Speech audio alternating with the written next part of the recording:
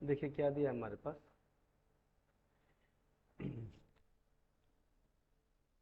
Educational utility of field theory of learning, है ना। तो यहाँ पे हम देख रहे हैं यार लेविन्स के बारे में बात करेंगे। किसके बारे में बात करेंगे? लेविन्स के बारे में। ठीक है, देखते हैं क्या है। Lewin's. This okay. Theory can be applied in education in the following ways. कैसे यूज किया जा सकता है लेविन्स थ्योरी को, हम ये बात करेंगे। In defining the change one wants to see, एक कोई भी स्टूडेंट या कोई भी आदमी या कोई भी इंडिविजुअल अगर कोई चेंज चाहता है, जो अपने आप अंदर देखना चाहता है, उसके लिए क्या करना चाहिए? वन में राइट डाउन द गोल और vision of a future desired state or may prefer to understand the present status quo और इक्विलिब्रियम। देखिए बहुत अच्छा पॉइंट है। जैसे एग्जांपल लेते हैं कि अगर आप टीचर बनना चाहते हैं तो आप क्या डालना चाहते हैं? कोई एग्जांपल स्कूल का नाम लिख लीजिए, है ना, कि हेड टीचर। आप कोई नाम लिख दीजिएगा जैसे हेड टीचर। ठीक है, स्कूल का नाम लिख दिया आपने, ठीक है। या फिर आपने क्या डाल दिया? सीटेट 2025, है ना, क्वालिफाइड। ऐसा कुछ लिख करके यस। आप दीवार पे चिपका दो हाँ।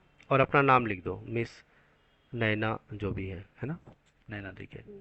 तो इससे क्या होगा कि ये जो है, आप जो भी आप लाइफ में चाहते हो, वो फ्यूचर जो देखना चाहते हो आप, उसको दीवार में ले करके क्या करो, एक विजन बना लो और जिसको आप डेली देख सकते हो, है ना।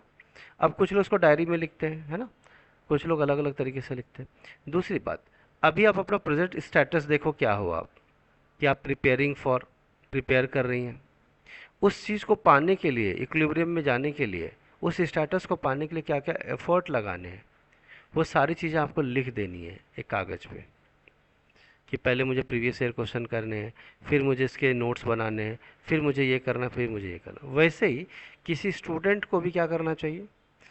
गोल बनाना चाहिए, ठीक है, कि वो क्या करना चाहता है।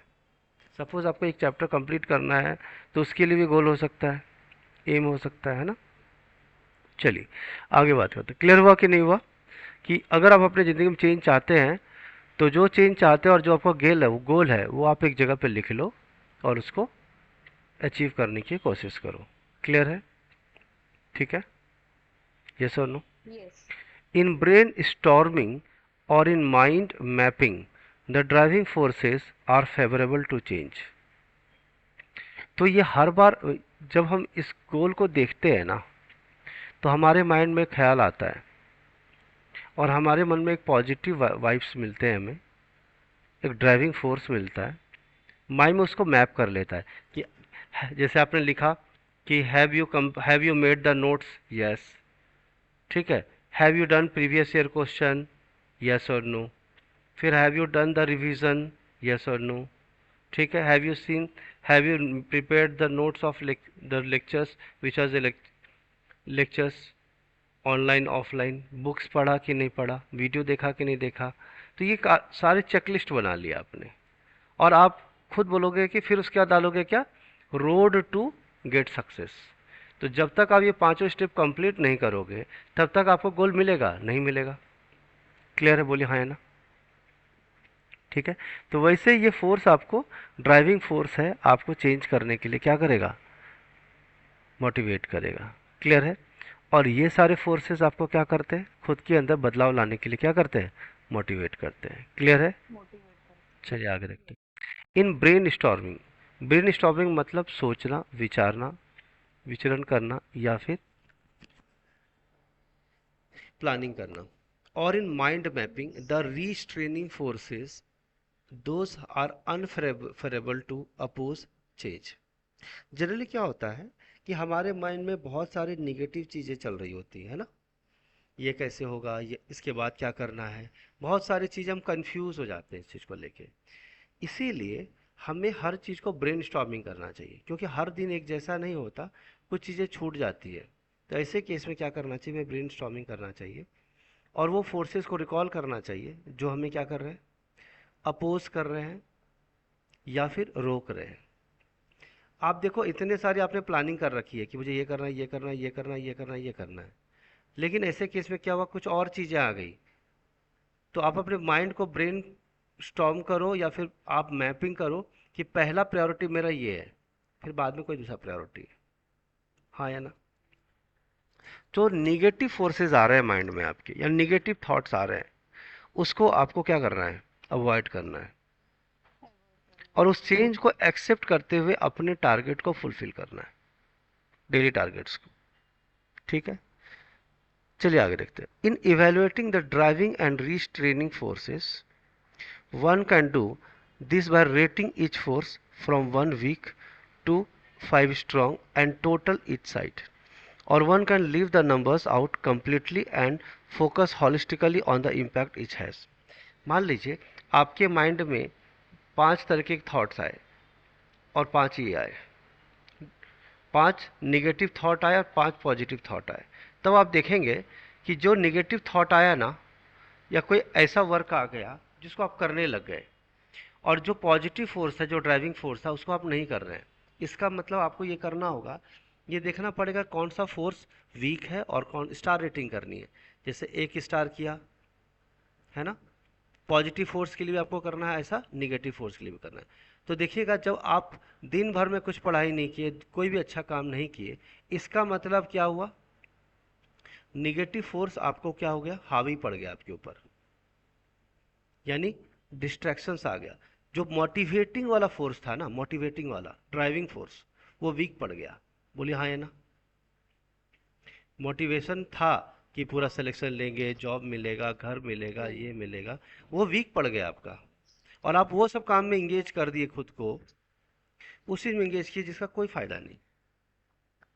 मतलब निगेटिव फोर्स आपको क्या किया, हावी हो गया, और आपका मोटिवेटिंग वाला जो फोर्स है वो वीक पड़ गया। तो आपको क्या करना है, जो निगेटिव फोर्स को 0 0 तक लाना है और पॉजिटिव फोर्स को 5 स्टार रेटिंग तक लाना है। 100 मतलब 5 मतलब स्ट्रांग। तो आपको ये करना है कि जो आपका मोटिवेटिंग फोर्स है ना, उसको स्ट्रांग बनाया जाए, और जो निगेटिव फोर्स है उसको वीक बनाया जाए, है ना? वो मन कर रहा है कि चलो यार आईपीएल मैच देख लेते हैं 4 घंटा, नहीं यार एग्जाम है, छोड़ो, हाइलाइट्स लास्ट में न्यूज़ देख लेंगे या 5 मिनट का हाइलाइट्स देख लेंगे, ज़्यादा मन हुआ तो। ठीक है, लेकिन पूरा 4 घंटा बर्बाद नहीं करेंगे। आपने 5 घंटे पढ़ाई किया, 15 मिनट आईपीएल देख लिया, वो भी हाइलाइट्स। तो उससे क्या हुआ कि आपने जो निगेटिव फोर्स है उसको क्या किया, अवॉइड किया, और पॉजिटिव फोर्स जो मोटिवेटिंग फोर्स है कि जो आपका करियर बनाएगा, उसको आपने स्ट्रांग बनाया और प्रायोरिटी दिया उसको। प्रायोरिटी दिया। तो यही आपको देखना है कि निगेटिव फोर्स और पॉजिटिव फोर्स आपकी ज़िंदगी में क्या इम्पैक्ट लाता है, क्या फ़र्क लाता है। और आप देखेंगे कि जब पॉजिटिव फोर्स की तरफ अगर आप बढ़ेंगे, ड्राइविंग फोर्स की तरफ बढ़ेंगे, तो आप सक्सेसफुल और गोल की तरफ चलेंगे। और अगर आप निगेटिव फोर्स को हावी होने दिए, ठीक है, तो एक बात तो क्लियर है कि उसका रिजल्ट खराब होने वाला है, आप गोल से दूर चले जाएंगे। क्लियर है? हाँ या ना? क्लियर है? हाँ। ठीक, आगे चलते हैं। Next, in reviewing the forces, अब हमें पता लगाना है कि कौन सा फोर्स किस तरह का काम कर रहा है हमारे लाइफ में। देखिएगा, in creating strategy to strengthen the driving forces और वीकनिंग द रिस्ट्रेनिंग फोर्सेस और बोथ। तो ड्राइविंग फोर्स को क्या करना है, रिस्ट्रेनिंग फोर्स किसको बोलते हैं, जो आपको गोल से पीछे ले जाता है। गोल से क्या ले जाता है, पीछे ले जाता है। और ड्राइविंग फोर्स कौन से हो गए, जो आपको गोल के, ये गोल से आपको दूर लेके जाएगा। ये अगर गोल है तो रिस्ट्रेनिंग फोर्स आपको आपको बताया था ना, लास्ट टाइम हमने पढ़ा भी था। ये देखिए, यस, वो गोल से पीछे लेके देखिए जाता है, ये गोल। गोल है आपका, गोल है।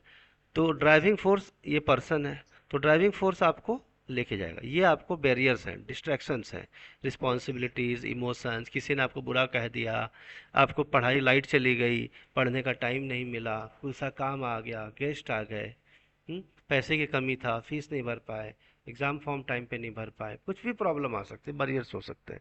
रिस्ट्रेनिंग फोर्स आपको गोल से दूर लेके जाएगा। और वेक्टर ड्राइविंग फोर्स यानी ड्राइविंग फोर्स आपको गोल के नज़दीक लेके जाएगा। तो यही समझना है कि रिस्ट्रेनिंग फोर्स स्ट्रांग है आपके लिए या फिर ड्राइविंग फोर्स स्ट्रांग है। तो कोशिश ये करनी है कि रिस्ट्रेनिंग फोर्स वीक बनता चला जाए और ड्राइविंग फोर्स क्या बने, स्ट्रांग बने। क्लियर है? तो 5-5 की रेटिंग होनी चाहिए किसकी, 5-5-4। कभी कभी एक आध दिन पढ़ाई नहीं हो पाई, बहुत बिजी रह गए, तो 4 से कम नहीं होना चाहिए या मैक्सिमम 3 से कम नहीं होना चाहिए ड्राइविंग फोर्स। रिस्ट्रेनिंग फोर्स बहुत नेगेटिव थॉट आ रहे हैं तो 1 आ गया बहुत है, बहुत ज़्यादा नेगेटिव हो गए हैं तो 2 हो गया, उससे ज़्यादा नहीं। क्लियर है? नेगेटिव। यस। अब जिस दिन आपकी शादी है उस दिन कैसे आप पढ़ाई कर सकते हो, ये तो कोई लॉजिक ही नहीं ना, आप खुद सोचो। यस। तो उस दिन तो आप बोलोगे नहीं, शादी जिस दिन मेरा शादी रहेगा उस दिन मैं पढ़ाई करूंगी, तो ये कोई लॉजिक नहीं है। जिस दिन आपका मेहंदी है उस दिन कैसे शादी कर सकते हो? तो आप बोलोगे नहीं मैं बहुत मोटिवेटेड हूँ, आज शादी है तो क्या हुआ, शादी 12 बजे रात में है, हम दोपहर में पढ़ाई करेंगे, कोई लॉजिक नहीं है ना इस बात का। आप समझ रहे हैं? किसी दिन आप हॉस्पिटल में, भगवान ना करे ऐसा कभी हुआ, बीमार पड़ गए हॉस्पिटल में, आप बोलोगे कि नहीं मेरे को किताब ला के दो मैं क्वेश्चन करूंगी, ये भी लॉजिक नहीं। तो ये सब बैरियर्स है। तो कुछ बैरियर्स ऐसे होते हैं जिसको आप अवॉइड ही नहीं कर सकते, वो इमोशनल बैरियर्स होते हैं, बट हाँ कम कर सकते हैं। ठीक है, समझ में आ रही बात? चलिए आगे देखते हैं। तो आगे हम बात करते हैं किसके बारे में, अगर हम दोनों को रेट करेंगे, if you have rated each force how you can raise the scores of the driving force और lower the scores of the restraining force और बोथ। मतलब अगर मान लीजिए आपका ड्राइविंग फोर्स और रिस्ट्रेनिंग फोर्स दोनों एक एक है, रेटिंग स्टार रेटिंग दी आपने एक एक, पढ़ाई 1 घंटा ही किया है ना, या फिर रिस्ट्रेनिंग फोर्स दूर आपको लेके जा रहा है एक एक है, तो या मतलब रिस्ट्रेनिंग फोर्स 5 है, मतलब आपने 10 घंटे घूमने फिरा टाइम वेस्ट किया, तो आपका रेटिंग फोर्स ज़्यादा हो गया है रिस्ट्रेनिंग फोर्स, और ड्राइविंग फोर्स 2 घंटे पढ़ाई किए सिर्फ क्लास में ऑनलाइन आके अभी, तो आपका ड्राइविंग फोर्स 1 है।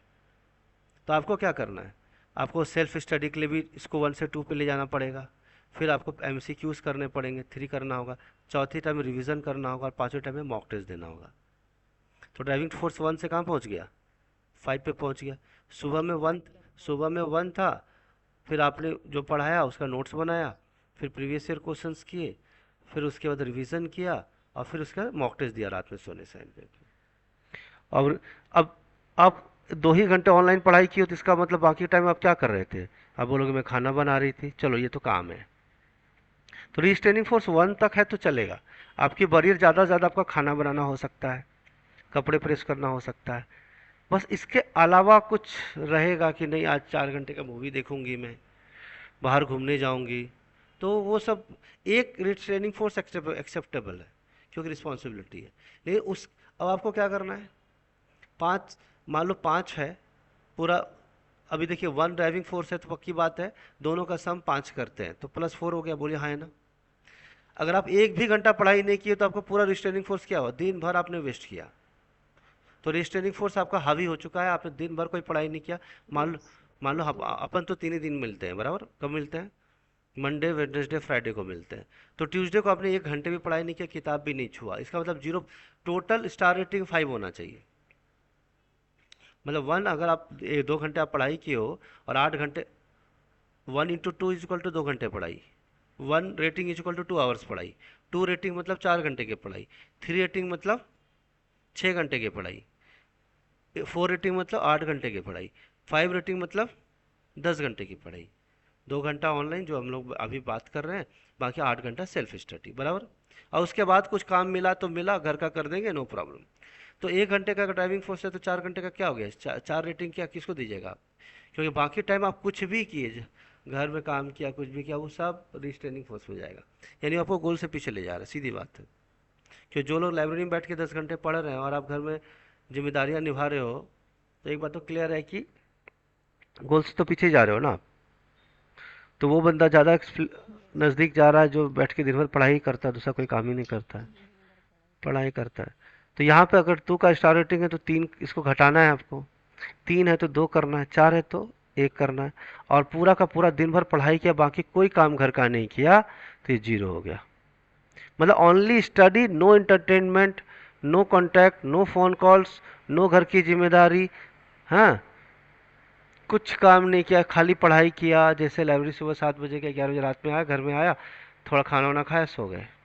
अब इसका मतलब ये नहीं कि खाना खाना टाइम वेस्ट है, ऐसा नहीं है। मतलब जो घर के काम है वो तो करनी है, बट 10 घंटे पढ़ाई किया तो आप समझ लो आप 5 स्टार रेटिंग पे चल रहे हो। 8 घंटे तो 4 घंटे, 4 का स्टार रेटिंग।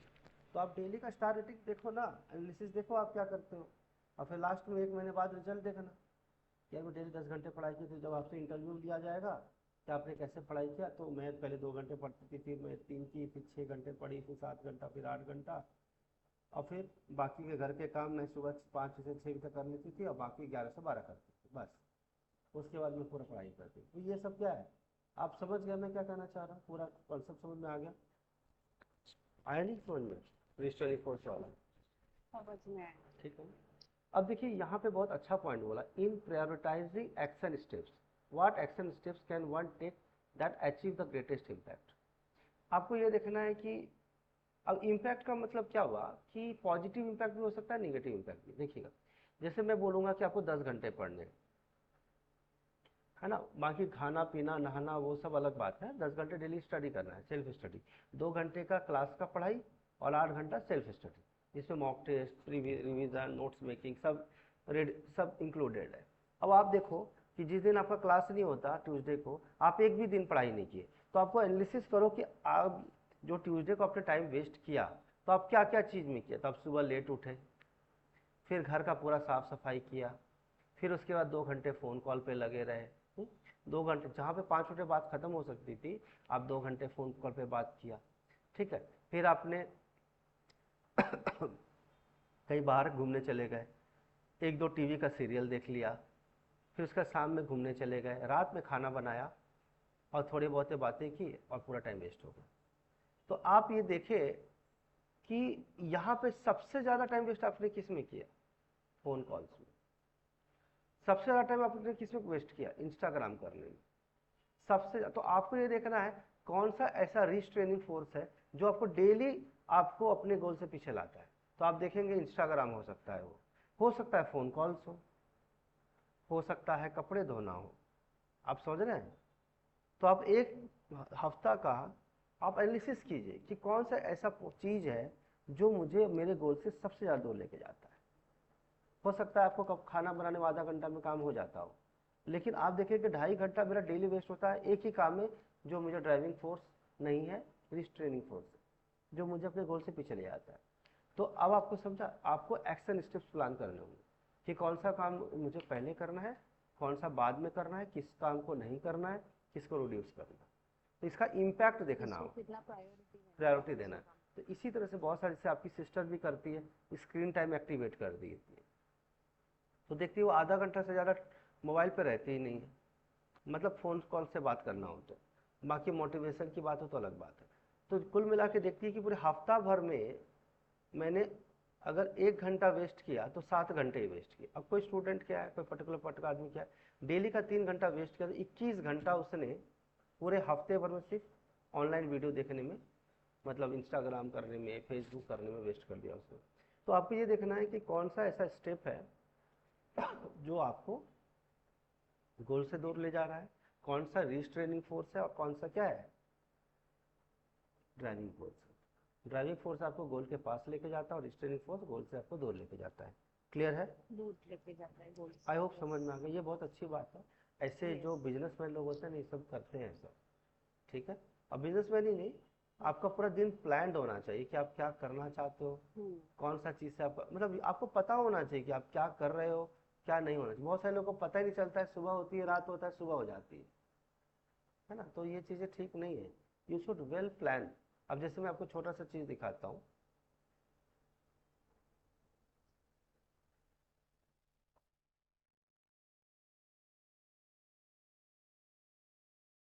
देखिए मैंने यहाँ पे लिखा है, यहाँ देखिए, ये देखिए, है ना, ये जो भी मुझे करवाना होता है बच्चों से, स्टूडेंट से करवाना होता है, वो सारा चीज़ लिखता हूँ कि नहीं लिखता हूँ मैं? हाँ लिखते हैं। लिखवाता हूँ कि नहीं लिखता हूँ? कि असाइनमेंट टॉपिक्स बच्चों से यस। करवाना है, ये सारी चीज़ों को देनी है उनको। हम्म? सबसे लोगों से हैकिंग का काम करवाना है, एडी का टूल करवाना है ना, फर्स्ट असाइनमेंट करवाना है। ये सारा चीज़ मुझे स्टूडेंट से करवाना है और उसका बना करके उसका सर्वे रिपोर्ट कंप्लीट करा के मुंबई यूनिवर्सिटी को सबमिट करवाना है, बराबर कि नहीं। तो आप देखो यस। कि ये तो मेरा पर्सनल था, इसीलिए मैंने आपको दिखा दिया, ठीक है। तो स्टिकी नोट्स अब मुझे तो पता होना चाहिए ना किसने क्या किया क्या नहीं किया, राइट। क्लियर है कि नहीं। तो ये चीज़ है, ठीक है। तो वही चीज़ है कि आपको पता होना चाहिए कि क्या आपको करना है, क्या लोगों से करवाना है। तो बाकी ये तो मेरा पर्सनल था तो मैंने बता दिया, ठीक है। चलिए आगे चले।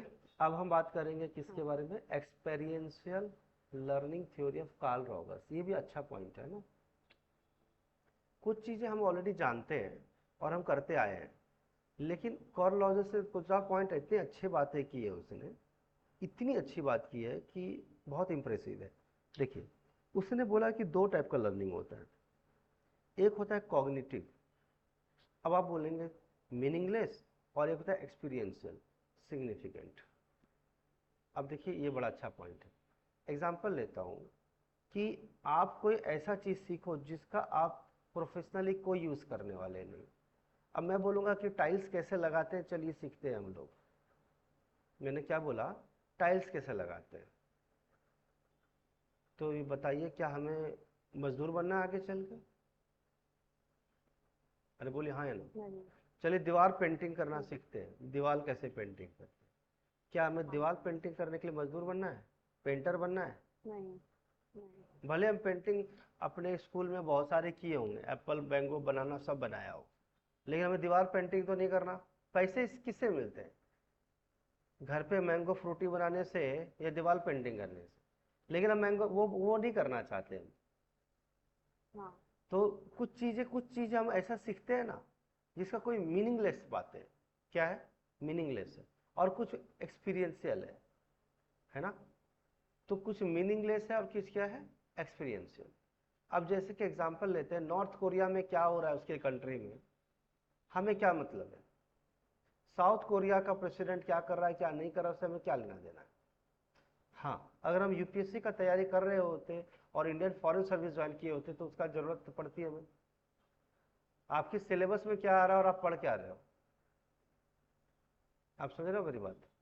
तो कुछ चीज़ें ऐसी लर्निंग है जिसका कोई यूज़ नहीं है हमारे लाइफ में, और जो चीज़ इंपॉर्टेंट है वो हम पढ़ ही नहीं रहे। आप देखो, हाँ है ना। हाँ। पॉलिटिकल पार्टीज लोग क्या मिलकर डिसीजन ले रहे हैं, क्या क्या हो रहा है, वो सब हम बहुत इंटरेस्ट लेके पढ़ रहे हैं। स्पोर्ट्स में क्या हो रहा है वो हम इंटरेस्ट लेके पढ़ रहे हैं, जो कि एग्जाम में आता ही नहीं है। और जो इंपॉर्टेंट लर्निंग है उसमें अपन ध्यान नहीं दे रहे। हालांकि ये बात सही है कि हमें अवेयर होना चाहिए, लेकिन पहले अपना सिग्निफिकेंट लर्निंग कंप्लीट करो, फिर मीनिंगलेस लर्निंग पे ध्यान दोगे तो कोई बात नहीं है। अब क्रिकेट में बॉल का वजन कितना होगा, बैट का वजन कितना होगा, है ना। ये लर्निंग की जरूरत अभी फिलहाल आपको नहीं है। अभी आपको किसी जरूरी है कि रॉजर्स ने क्या थ्योरी निकाला, पेवलॉफ की थ्योरी क्या है, सीटेट के एमसीक्यूज क्या है। ये सिग्निफिकेंट है। लर्निंग ये भी ठीक है, खराबी नहीं कि पॉलिटिक्स के बारे में जानना, बट वो फिलहाल के लिए क्या है, मीनिंगलेस है। आप समझ रहे हैं मेरी बात, ठीक है। तो मेरा कंसर्न हाँ। यही है कि आप पहले ये समझो प्रायोरिटी प्रायोरिटी किसको किसको देना दे चाहिए, रहे हो कौन है, सा। और आपको ये समझना पड़ेगा कौन सा चीज़ है ज़रूरी है और कौन सा चीज़ नहीं है। अब आप मान लो सेल्फ मोटिवेटेड हो, आप बोलो, मैं बोलता हूँ कि चलो 4 घंटे का आपको मोटिवेशन लेक्चर लेता हूँ, तो आप बोलोगे सर ये मीनिंगलेस बात छोड़ो, सिलेबस कंप्लीट कराओ आप मेरा, बराबर कि नहीं। मैं ऑलरेडी सेल्फ राइट। मोटिवेटेड हूँ। यस।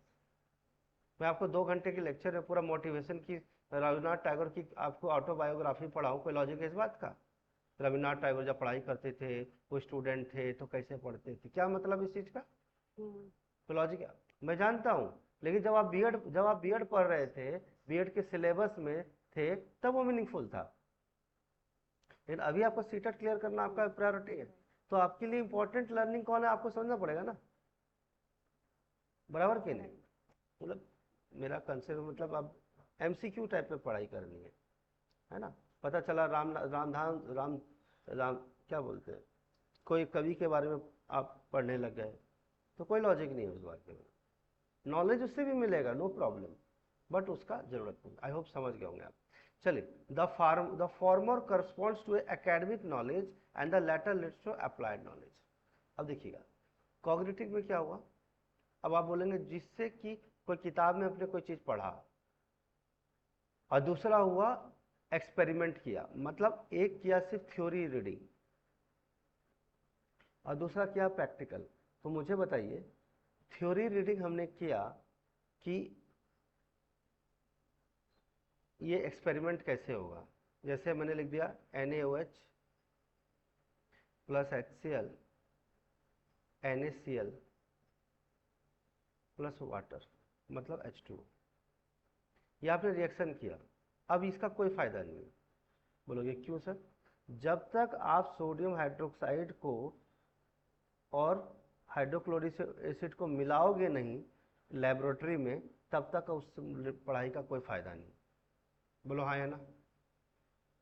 किताब में लिखने से क्या होगा? जब तक प्रैक्टिकल नहीं करोगे यस, आपने पढ़ा, मार्क्स लाए, रीडिंग किया, लेकिन एक भी दवाई नहीं बना पाए, एक भी ड्रग्स नहीं बना पाए, एक भी एक्सपेरिमेंट नहीं कर पाए, सॉल्ट नहीं बना पाया, कुछ नहीं कर पाए, तो किताब में लिख करके छाप करके क्या मिलने वाला है? ठीक है, तो थ्योरेटिकल नॉलेज इज क्या? Meaningless knowledge, while practical knowledge is. अब आपको पता है जो लोग कोडिंग करते हैं, अब वो एम्बेडेड कोडिंग होता है वॉशिंग मशीन बनाने में, मालूम है आपको? वॉशिंग मशीन का बढ़ा देते हो ना, हाँ 2 से 3 कर देते हो, 3 से 4 कर, कैसा कैसे हो जाता है? फास्ट कैसे मूव करने लग जाता है वो? AC का रिमोट दबाते हो, कूल ज़्यादा होने लग जाता है, ऐसा कैसे हो गया? कोई जादू वादू है क्या? कोई मैजिक है? वो प्रोग्रामिंग है। क्या है? प्रोग्रामिंग। बात समझ में आई? उसको एम्बेडेड प्रोग्रामिंग बोलते हैं। yes. ठीक है, ये बात है। आगे चलते हैं। खाली हम किताब में लिख देंगे प्रोग्राम को, कुछ फायदा होगा? कुछ नहीं होगा, जब तक उसका कुछ यूज ना हो। ठीक है, चलिए, आज एलेक्सा है, एलेक्सा सब कुछ कर देती है, क्या है वो? आर्टिफिशियल इंटेलिजेंस है या नहीं? एलेक्सा प्ले द म्यूजिक, आपने मुंह से बोला, उसे डिटेक्ट कर लिया, ये क्या है? कोडिंग है, प्रोग्रामिंग है। अब मैं बोलूंगा प्रोग्राम, हाँ, अब प्रोग्राम में कागज पे लिख के दे दूंगा, मार्केट में बेचने जाऊंगा, कोई खरीदेगा उसको? नहीं। मैं बोलूंगा देखिए भैया इसमें पूरा कोड लिखा है, इसे एलेक्सा सब कुछ करेगी, कागज दे दूंगा, तो आप कोई खरीदोगे? नहीं खरीदोगे। तो मशीन में इनबिल्ट होना चाहिए ना कि हम बोले तो काम करे, खाली कागज ला के रख देंगे चलेगा? नहीं चलेगा। मतलब everything should be in application form, applied form. ठीक, चलिए next. The key to the distinction is that experiential learning addresses the needs and wants of the learner। Experiential learning हमें हेल्प करता है ये पता लगाने के लिए कि लर्नर का रिक्वायरमेंट क्या है, लर्नर की ज़रूरत क्या है। जैसे एक स्टूडेंट है जिसको साइंस बहुत पसंद है और फिजिक्स डेली वो पढ़ता है, एक्सपेरिमेंट भी करता है, फिर थ्योरी पढ़ता है, फिर एक्सपेरिमेंट करता है, डाउट्स पूछता है, रिसर्च पेपर पे काम करता है, नई नई चीज़ों का खोज करता है। तो करना क्या चाहता है? वो एक साइंटिस्ट बनना चाहता है, और साइंटिस्ट बन के क्या करना चाहता है? साइंस का नया डिस्कवरी करना चाहता है, टेली कम्युनिकेशन सैटेलाइट बनाना चाहता है वो। और वो सैटेलाइट कहाँ लगेगा? स्पेस पे लगेगा। तो उसकी रिक्वायरमेंट तो समझनी पड़ेगी ना। क्लियर है कि नहीं? अब उसको सिर्फ इतना चाहिए कि 30-35 हज़ार 40 हज़ार की जॉब मिल जाए, तो सिर्फ थ्योरी पढ़ ले, थोड़े बहुत प्रैक्टिकल कर ले तो हो गया।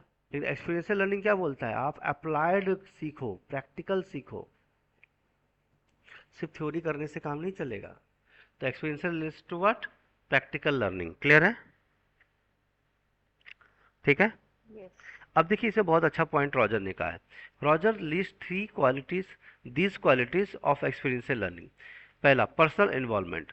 जब आप कोई प्रैक्टिकल काम कर रहे हो तो ऐसा नहीं कि लोगों को आपने कह दिया ऐसा करो ऐसा करो ऐसा करो, आपको खुद भी इन्वॉल्व होना पड़ेगा। अगर मैंने बोला NaCl plus H2O, sorry NaOH sodium hydroxide plus hydrochloric acid NaCl plus H2O, ये मैंने एक्सपेरिमेंट लगा केमिस्ट्री का। तो आप बोलोगे दूसरे को करने के लिए, तो पहले आपको तो करना पड़ेगा ना। तो जब कोई आप एक्सपेरिमेंट कर रहे हो या प्रैक्टिकल कर रहे हो तो पहले उस काम में आपको भी शामिल होना पड़ेगा। क्लियर है? यस और नो? ठीक है। यस। दूसरा, इवेल्युएटेड बाय लर्नर। तो जब आप कोई काम करो तो अपने एक्सपर्ट को दिखाओ क्या ये मैंने सही किया कि नहीं किया। दूसरा, मतलब अगर आप लर्नर हो तो आपसे कुछ, आपने तो स्टार्ट किया, काम खत्म भी कर दिया, लेकिन वो सही काम हुआ है या नहीं हुआ है, जो रिक्वायरमेंट है क्या वो फुलफिल हुआ है या नहीं हुआ है, तो आप एक्सपर्ट एक्सपर्ट को दिखाओगे कि नहीं दिखाओगे। पहली बात, वो खुद इवेलुएट करेगा कि मेरे से कोई मिस्टेक तो नहीं हुआ। लर्नर खुद इवेलुएट करेगा और फिर बाद में एक्सपर्ट उसको इवेलुएट करेंगे। तीसरी बात, सेल्फ इनिशिएटेड, बहुत अच्छा पॉइंट है। मतलब अगर कोई काम आप करना चाहते हो तो सबसे पहला स्टार्ट करने वाले आप होने चाहिए। ऐसा नहीं कि पूरा टीम आएगी, टीम बनेगा, तब हम करेंगे, नहीं, you should start working of your own. अकेला काम शुरू कर दो आप। क्लियर है? Next, pervasive effects on learner. What is the meaning of pervasive? What is the meaning of pervasive? बोलिए। बताया था मैंने, चलिए मैं आपको दिखा देता हूँ।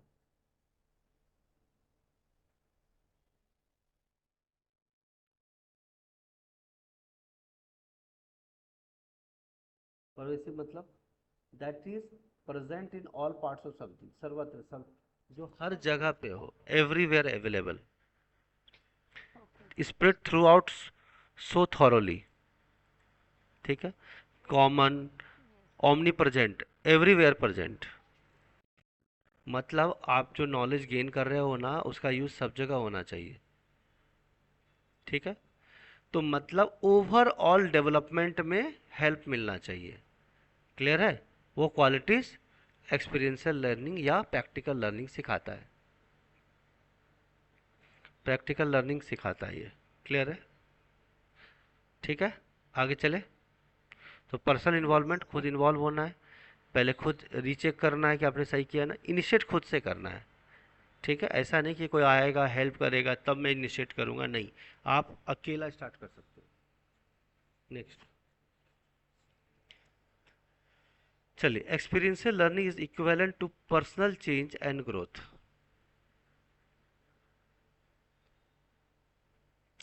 पर्सनल चेंज का मतलब तो समझ में आएगी आपको। आपके पर्सनालिटी में भी चेंज आएगा, आपका नॉलेज भी अपग्रेड होगा और आपका ग्रोथ भी होगा। फिजिकल ग्रोथ तो अलग चीज़ है, बट यहाँ पे इंटेलिजेंस की भी बात हो रही है। ठीक है। चलिए, he feels that all human beings have a natural propensity to learn and the role of the teacher is to facilitate such a learning। यहाँ पे बहुत अच्छी बात कही गई है कि हर ह्यूमन बीइंग के अंदर एक कैपेबिलिटी होता है कि वो कुछ ना कुछ नया सीख सकता है। हर हर बच्चा हो, बड़ा हो या बूढ़ा हो, हर लोग कुछ ना कुछ सीख सकते हैं। जैसे एक 55 साल का आदमी भी कार चलाना सीख सकता है, बोलिए हाँ या ना। 65 ईयर्स का आदमी भी कार चलाना सीख सकता है, बोलिए हाँ या ना।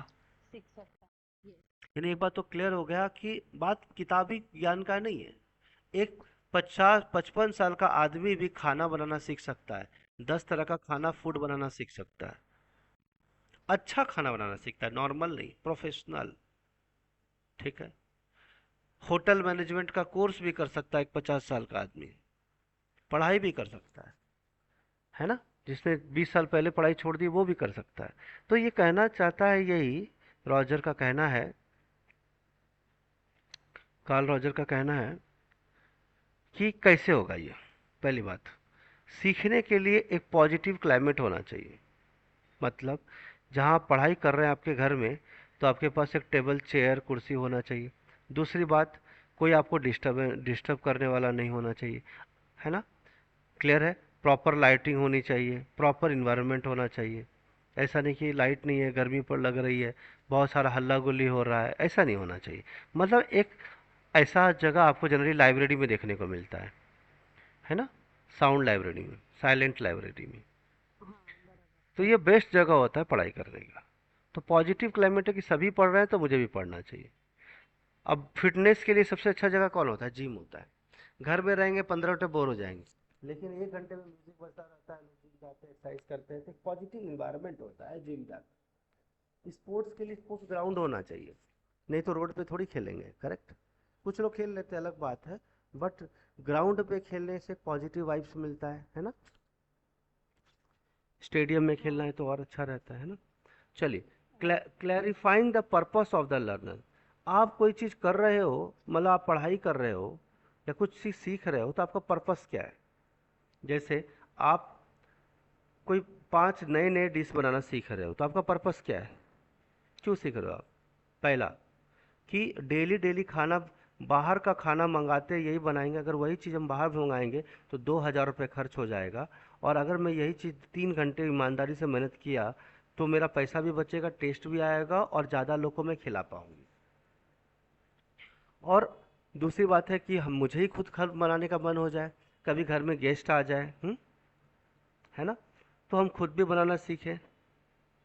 तो पर्पस क्या है? खुद भी बना के खाना और लोगों का भी पैसे बचाना भी। रेस्टोरेंट, अभी यही चीज़ 10 लोग का खाना बनाइएगा आप, तो आपको 20,000 रुपये खर्च हो जाएगा, अगर उस फूड को बना करके बाहर से ऑर्डर करते हैं तो 15 से 20 हज़ार खर्च हो जाएगा। लेकिन उतनी डिशेज अगर आपको बनाना आता है तो क्या होगा? जैसे कुछ लोग मेहंदी बनाना सीखते हैं, मेहंदी लगाना, ये सुनो, आवाज़ आ रही है मेरी? यस। तो मेहंदी लगाना सीखते हैं तो क्यों सीखते हैं?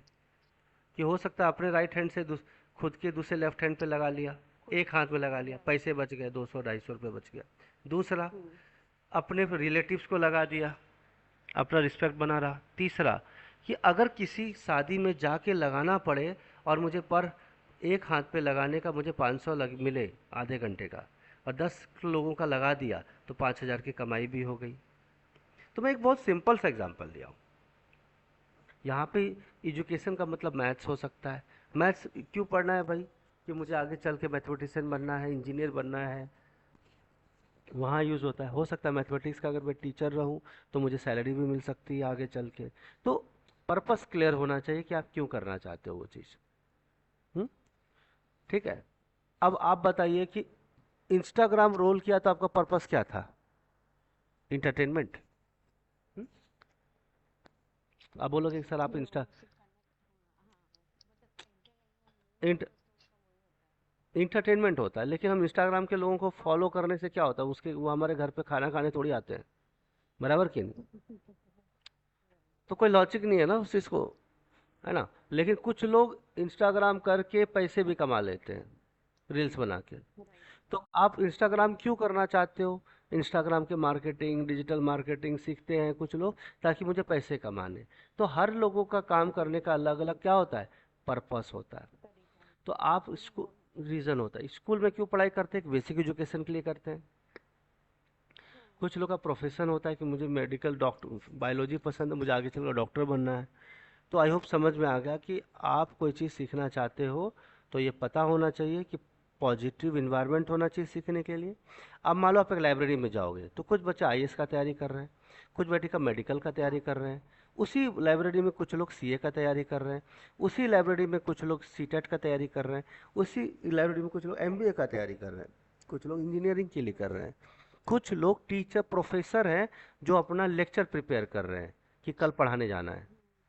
अब आप बताओ, उसी लाइब्रेरी में जो एक लर्निंग एनवायरनमेंट है, पॉजिटिव क्लाइमेट है लर्निंग का, उसी जगह पे लोगों का पर्पस अलग अलग है, बाकी यस। का तो छोड़ ही दो। लेकिन आपका खुद का अकेला घर में तो आपका पर्पस अलग ही है ना।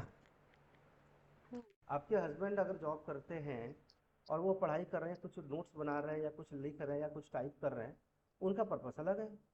उसी लैपटॉप पे कोई और काम कर रहा है, या आप बना रहे हैं या लैपटॉप पे पढ़ रहे हैं, वीडियो लेक्चर देख रही हैं आप, तो आपका पर्पस अलग है। तो हर लोगों को पढ़ाई करने का इन्वायरमेंट में पर्पस क्या है? अलग है। तो पहले क्लियर होना चाहिए कि आप क्या सीख रहे हो और क्यों सीख रहे हो। आज आप ये क्यों सीख रहे हो? क्योंकि सीटेट क्लियर करना, अच्छा टीचर बनना है, रिस्पेक्ट बनानी है, और एक लाइफ को प्रॉपर तरीके से चलानी है। तो पर्पस क्लियर होना चाहिए, एक अच्छा सिटीजन बनना है। चलिए, organising and making available learning resources, बहुत अच्छा पॉइंट है। आपके पास क्या क्या रिसोर्स है, जैसे आपके पास 3 बुक्स हैं, एक प्रीवियस ईयर क्वेश्चंस है, एक बुक्स है, दूसरा नोटबुक्स है, अलग अलग सब्जेक्ट के नोट्स बुक है ना, हिस्ट्री के अलग है ना, सब अलग अलग है। तो आपके पास ये क्लियर होना चाहिए कि आपके पास सारे रिसोर्सेज है कि नहीं सीखने के लिए, यस और नो, सारे बुक्स हैं या नहीं है, नोट्स आपके पास है कि नहीं, पीडीएफ है कि नहीं, पीवाईक्यूज के क्वेश्चन है कि नहीं, है ना। अगर आपको हाईलाइट करना है तो आपके पास हाईलाइटर है कि नहीं, रात में पढ़ाई करना है तो टेबल लैंप है कि नहीं, टेबल कुर्सी है या नहीं है, गर्मी लगेगी तो एसी घर में है कि नहीं, एसी नहीं तो कम से कम बेटर फैन है या नहीं है, इन्वायरमेंट कूल है कि शांति वाला एरिया, मतलब रिसोर्सेज है कि नहीं है, ये पता होना चाहिए। बहुत लोगों को लगता है कि यार जरूरत पड़ेगी तो देखी जाएगी, ऐसा नहीं है ना। 12 बजे रात में आपके पास हाईलाइटर कौन ला के देगा आपको, बताइए तो। हम्म? तो आपके पास हर तरह का रिसोर्सेज होना चाहिए, ठीक है। Next, balancing intellectual and emotional components of learning, बहुत अच्छा point. Intellectual and emotional components, what is the meaning of intellectual and emotional. Emotional तो आप जानते हैं, इंटेलेक्चुअल का मतलब नहीं, वैसे तो मैं मीनिंग बता ही देता, लेकिन मैं चाहता हूँ कि आप सामने से देखें। इंटेलेक्चुअल मीनिंग इन मराठी लिखा है यहाँ पे, बौद्धिक, ठीक है, राइट। है ना। तो इंटेलेक्चुअल मीनिंग का मतलब क्या होता है, connected with person's ability to think in a logical way and understand things. जैसे कोई चीज़ें आपको किसी ने कुछ बताया तो उसका डीप मीनिंग क्या है, डीप मीनिंग है ना, आंतरिक meaning, internal meaning, detailed meaning. एक आदमी जो डीपली किसी चीज़ के बारे में सोचता है, ठीक है, किसी चीज़ के बारे में क्या सोचता है, डीपली सोचता है। जैसे आपको साइंस से बहुत कुछ पसंद है लेकिन बायोलॉजी कुछ आपको ज़्यादा ही पसंद है, तो आप रिप्रोडक्टिव सिस्टम, डाइजेस्टिव सिस्टम पे कम से कम 20 घंटे 22 घंटे पढ़ाई कर रहे हो, सिर्फ डाइजेस्टिव सिस्टम पे, और फिजिक्स थोड़ा थोड़ा पढ़ लिया बस। तो आप यहाँ पे क्या हुआ, मान लीजिए पेडागोजी में कोई एक पर्टिकुलर सब्जेक्ट है ना, उसको आप बहुत डीप तरीके से पढ़ रहे हो, तो यानी लॉजिकल सोचना, ऐसा क्यों है, वैसा क्यों है, ऐसा क्यों होता है, वैसा क्यों होता है ना, ये सब क्या हुआ, इंटेलेक्चुअल। जब आपके मन में बहुत सारे सवाल आने लगे तो क्या हो गया, इंटेलेक्चुअल। और इमोशनल का मीनिंग तो आपको पता ही है, ठीक है, इमोशनल कंपोनेंट्स ऑफ लर्निंग। चलिए next, sharing feelings and thoughts with learner but not dominating. ये बहुत अच्छा है, जो टीचर्स के लिए ये बताया जाता है, टीचर्स के लिए ये एडवाइस है। क्या एडवाइस है, कि आप अपना एक्सपीरियंस, कि आपने पास कैसे किया, आपने मार्क्स कैसे अच्छे लाए, तो आप अपने फीलिंग्स और थॉट्स बता सकते हो। सपोज आप एक आध बार फेल हो गए और स्टूडेंट के साथ आप शेयर कर रहे हो, तो आपको बताना है कि पास होने के तरीके क्या हैं, कौन सा सब्जेक्ट का वेटेज ज़्यादा है, लेकिन डोमिनेट नहीं करना है कि देखो तुम ऐसा करोगे तो फेल ही हो जाओगे। हो सकता है कि उस समय जब आप पढ़ाई कर रहे थे और उनके पढ़ाई करने का तरीका सेम हो, एक आप फेल हो गए वो पास हो गया, हो सकता है कि नहीं हो सकता है। तो आपको डोमिनेट नहीं करना है, हो सकता है। तो अपने एक्सपीरियंस और फीलिंग्स शेयर करनी है, लेकिन डोमिनेट नहीं करना है कि तुम क्रिकेट खेलने जाओगे तो फेल हो जाओगे। अब बहुत सारे बच्चे ऐसे होते हैं जो 10 8 घंटे पढ़ा 6 घंटे पढ़ाई करते हैं स्कूल में, 4 घंटे पढ़ाई करते हैं घर में और 2 घंटे खेल लेते हैं। और एक बंदा जो 6 घंटा पढ़ाई करता है और 6 घंटा पढ़ाई ही करता है, खेलता बिल्कुल नहीं, तो इसका मतलब ये है क्या कि वो फेल हो जाएगा।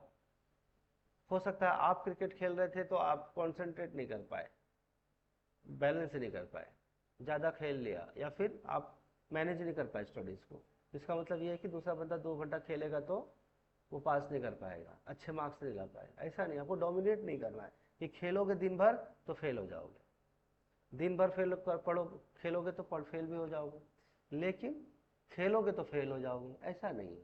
तो आपको डोमिनेट नहीं करना है अपना एक्सपीरियंस, बच्चों के ऊपर भी नहीं करना है। Next, according to Rogers, learning is facilitated when the student hello parties. Sir. हाँ बोलिए, आवाज़ आ रही है, हेलो। आवाज़ आ रही है, एक सेकंड, बोलिए, आवाज़ आ रही है।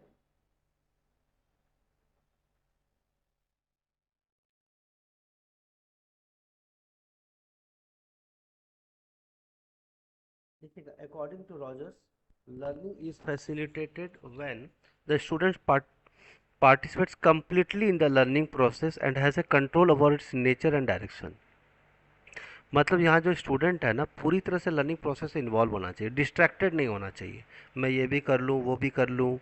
जैसे एक बच्चा जेई का तैयारी कर रहा है, आईआईटी का, तो उसको ये नहीं सोचना चाहिए कि मुझे आईएएस भी करना है, मुझे एनडी में भी जाना है ना, मुझे क्या बोलते हैं, नेवी में जाना है या एनडी में जाना है, आईएएस भी बनना है, बैंकिंग एग्ज़ाम भी देनी है। उसका फोकस क्लियर होना चाहिए। आप समझ रहे हैं मैं क्या कर रहा हूँ? वैसे ही कोई सब्जेक्ट वो पढ़ रहा है ना, केमिस्ट्री, तो केमिस्ट्री के बारे में ही सिर्फ सोचना चाहिए। ऐसा नहीं कि थोड़ा सा बायोलॉजी भी सोच रहे हैं, यार वो भी पढ़ना था, ये भी पढ़ना था, ऐसा नहीं। तो whenever you are learning anything, you should concentrate on one particular act. Clear है? हाँ है ना? यस, मतलब एक चीज पर हाँ, आप कॉन्सेंट्रेटेड। कंट्रोल ओवर इट्स, ये मल्टी थिंकिंग और नेचर पे कंट्रोल होना चाहिए और डायरेक्शन पे भी कंट्रोल होना चाहिए। मतलब आप मतलब आप ओवर एक्टिंग करने लग जाओ कि यार मुझे आपसे ज़्यादा आती है, तो ऐसा नहीं है। मतलब आपको अपने नेचर पे ना कंट्रोल होना चाहिए। और टीचर से लिख दिए कि 4 4 स्क्वायर प्लस 9 26, गलती से टीचर ने लिख दिया, तो टीचर को इवेलुएट करने की ज़रूरत नहीं है। कंट्रोल, वो बोलते हैं ना, सर आप गलती लिख दिए सर, क्या सर आप गलती कर देते हो सर, सर आपको ध्यान नहीं रहता सर, ऐसे बोलोगे क्या? कहाँ ध्यान रहता है सर आपका? सर आप क्या लिख वो देते हो सर, आप नहीं बोलना ऐसा चाहिए। नहीं बोलना चाहिए ना। सर सर वहाँ पे मेरे ख्याल से 25 आएगा सर। सर वहाँ पे शायद टाइपिंग एरर हो गया है, 25 है सर, एक छोटा सा एरर हो गया, 25 आएगा सर। ऐसे बोलना चाहिए। तो आपको अपना नेचर चेंज नहीं करना है ना। क्लियर है? मतलब ओवर स्मार्ट बनने लगे क्लास में भी, तो ये नहीं होना चाहिए। मतलब एक कंट्रोल होना चाहिए कि आप कैसे बिहेव कर रहे हो और आपका जो थॉट प्रोसेस है वो क्या है, किसी टॉपिक को लेके, का सब्जेक्ट को लेके। ठीक है? It is primarily based upon direct confrontation with practical, social, personal और रिसर्च प्रॉब्लम्स। देखिए, ये बहुत अच्छा पॉइंट लिखा है रॉजर ने, क्या, कि अगर कोई चीज़ आपको नहीं आती है तो आप प्रैक्टिकल करके देखो। अगर नहीं आती है तो लोगों से करेक्ट करो, रिसर्च प्रॉब्लम्स हो या कोई पर्सनल प्रॉब्लम्स हो, वो आप अपने एक्सपर्ट से जाके मिलो, टीचर से, और उनके बारे में बताओ। और आपसे कोई गलती हो गई है, अगर आपसे कोई गलती हो गई है तो उसको एक्सेप्ट करो, कन्फ्रंट करो। क्या करो? कन्फ्रंट करो कि हाँ सर ये चीज़ें मुझे नहीं आती, तो प्लीज़ बता दीजिए, और अगर मिस्टेक कर दियो तो एक्सेप्ट करो आप। ठीक है? तो इसका मतलब ये है कि आप सीख तभी सकोगे जब आप बोलोगे ये चीज़ मुझे नहीं आती। आप पहले बोल दो मुझे आती है, तो सामने वाला सिखाने में भी इंटरेस्ट नहीं लेगा। बोलिए हाँ है ना? क्लियर है कि नहीं? हाँ, तो मतलब चाहे वो रिसर्च का ये हो, पर होगा कि सामने वाले का इंटरेस्ट ही चला जाएगा पढ़ने में। पढ़ा जब तुमको आती है तो फिर मैं क्या ही बताऊँ। हो सकता है वो नहीं, कुछ नया, बराबर है। हो सकता है कुछ नया बता देते हो, है ना? हाँ। पढ़ाते पढ़ाते, सर ये तो मुझे आती है, सर ये तो मुझे आती है, सर ये तो मुझे आती है। राइट। तो हो सकता है कि टीचर उस टॉपिक को पढ़ाना चाहते थे, कुछ नया सिखा देते उसमें। तो वैसा है, तो थोड़ा ना कन्फ्रंट करना चाहिए। नहीं आती है तो क्लास में बोलिए नहीं आती है। अगर मान लीजिए 1/2 + 3/5 आपको करना नहीं आती है, तो आप पूरे क्लास में कन्फ्रंट कीजिए कि सर नहीं आता एलसीएम लेना मेरे को। नहीं तो क्या होगा, आपका लर्निंग कंप्लीट नहीं हो पाएगा, अधूरा रह जाएगा। ठीक है? क्लास में पूछिए आप कि नहीं लोग क्या सोचेंगे। बात समझ रहे हैं मेरी बात? ठीक है, आगे चलते हैं। Self yes. Evaluation is the principal method of assessing progress और सक्सेस। सेल्फ इवेल्युएशन बहुत अच्छा पॉइंट है, इसको एनालिसिस बोलते हैं। आपने कोई काम किया और उसका कुछ रिजल्ट आया, तो आपको पता लगाना है कि वो रिजल्ट कितना एक्यूरेट है। 80% करेक्ट है, 90। इसी तरह से मॉक टेस्ट देते हैं लोग। लोग क्या करते हैं, पढ़ाई कर रहे हैं कर रहे हैं कर रहे हैं, मॉक टेस्ट देते ही नहीं। अरे छोड़ो ना यार, सीधा एग्जाम में देखेंगे। ये गलत बात है। आपका प्रोग्रेस आपको पता होना चाहिए कि वो आप सक्सेस की तरफ कितना नज़दीक जा रहे हो। भला जो स्टडी कर रहे हैं कर रहे हैं कर रहे हैं और एग्जाम में जाके क्वेश्चन ही छूट गया, टाइम मैनेजमेंट ही नहीं आता। ठीक है? कौन से पॉइंट लिखने हैं, कौन से नहीं लिखना है, कौन सा हाईलाइट करना है, कौन सा डायग्राम बनाना है, कौन सा एमसीक्यू टाइप है ना, क्या लिखना है क्या नहीं लिखना है, क्या मेथड होगा, ऐसे राइटिंग करनी है तो कैसे करनी है, रिसर्च पेपर्स लिखना है तो कैसे लिखना है, ये सब चीज़ का नॉलेज होना चाहिए। क्लियर है, हाँ या ना? ठीक है, तो खुद की इवेल्यूएशन खुद से करनी यस। है। चलिए आगे देखते हैं। Next, Rogers theory of learning applies primary to adult learners. देखिए, अब छोटा बच्चा, 8th क्लास का बच्चा क्या ही सेल्फ एवेल्यूशन करेगा 5th क्लास में, उसके लिए तो टीचर राइट। टीचर बताएंगे ना क्या गलती किया है। तो हम्म। लेकिन बड़े जो लोग होते हैं ना, जो ग्रेजुएशन में हैं या 11th 12th है, 11th 12th वाले बच्चे भी मिस्टेक फाइंड आउट कर सकते हैं, ज़्यादा ज़्यादा 8th 9th 10th के बच्चे से लेके कर सकते हैं, बट 5th क्लास के बच्चे इवेल्यूएट नहीं कर पाएंगे क्योंकि उनको खुद ही पता नहीं होता है ना। तो ऐसे केस में ये जो एडल्ट लर्निंग है ना, मतलब 14 ईयर्स एंड एबव, वैसे तो 16 ईयर्स बोलना चाहिए, बट ठीक है। तो एडल्ट लर्निंग पे रॉजर का ये आजकल तो थ्योरी, बच्चों के हिसाब से 14 प्लस ही होते हैं। हाँ वही, समझ गए ना बात।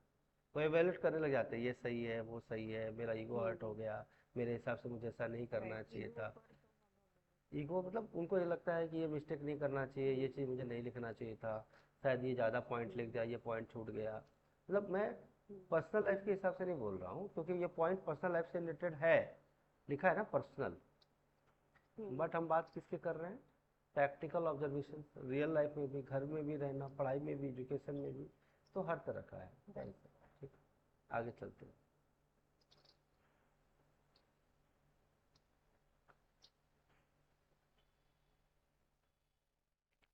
Social learning theory of Bandura. Bandura का जो है क्या, सोशल लर्निंग, देखिए नाम ही लिख रखा है सोशल, यानी एक बात तो क्लियर है, हमें नेटवर्किंग और सोसाइटी की जरूरत पड़ने वाली है, यस। इसमें कोई दिक्कत वाली बात नहीं है।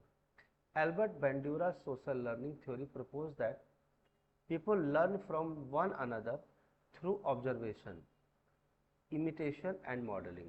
बहुत अच्छा पॉइंट है।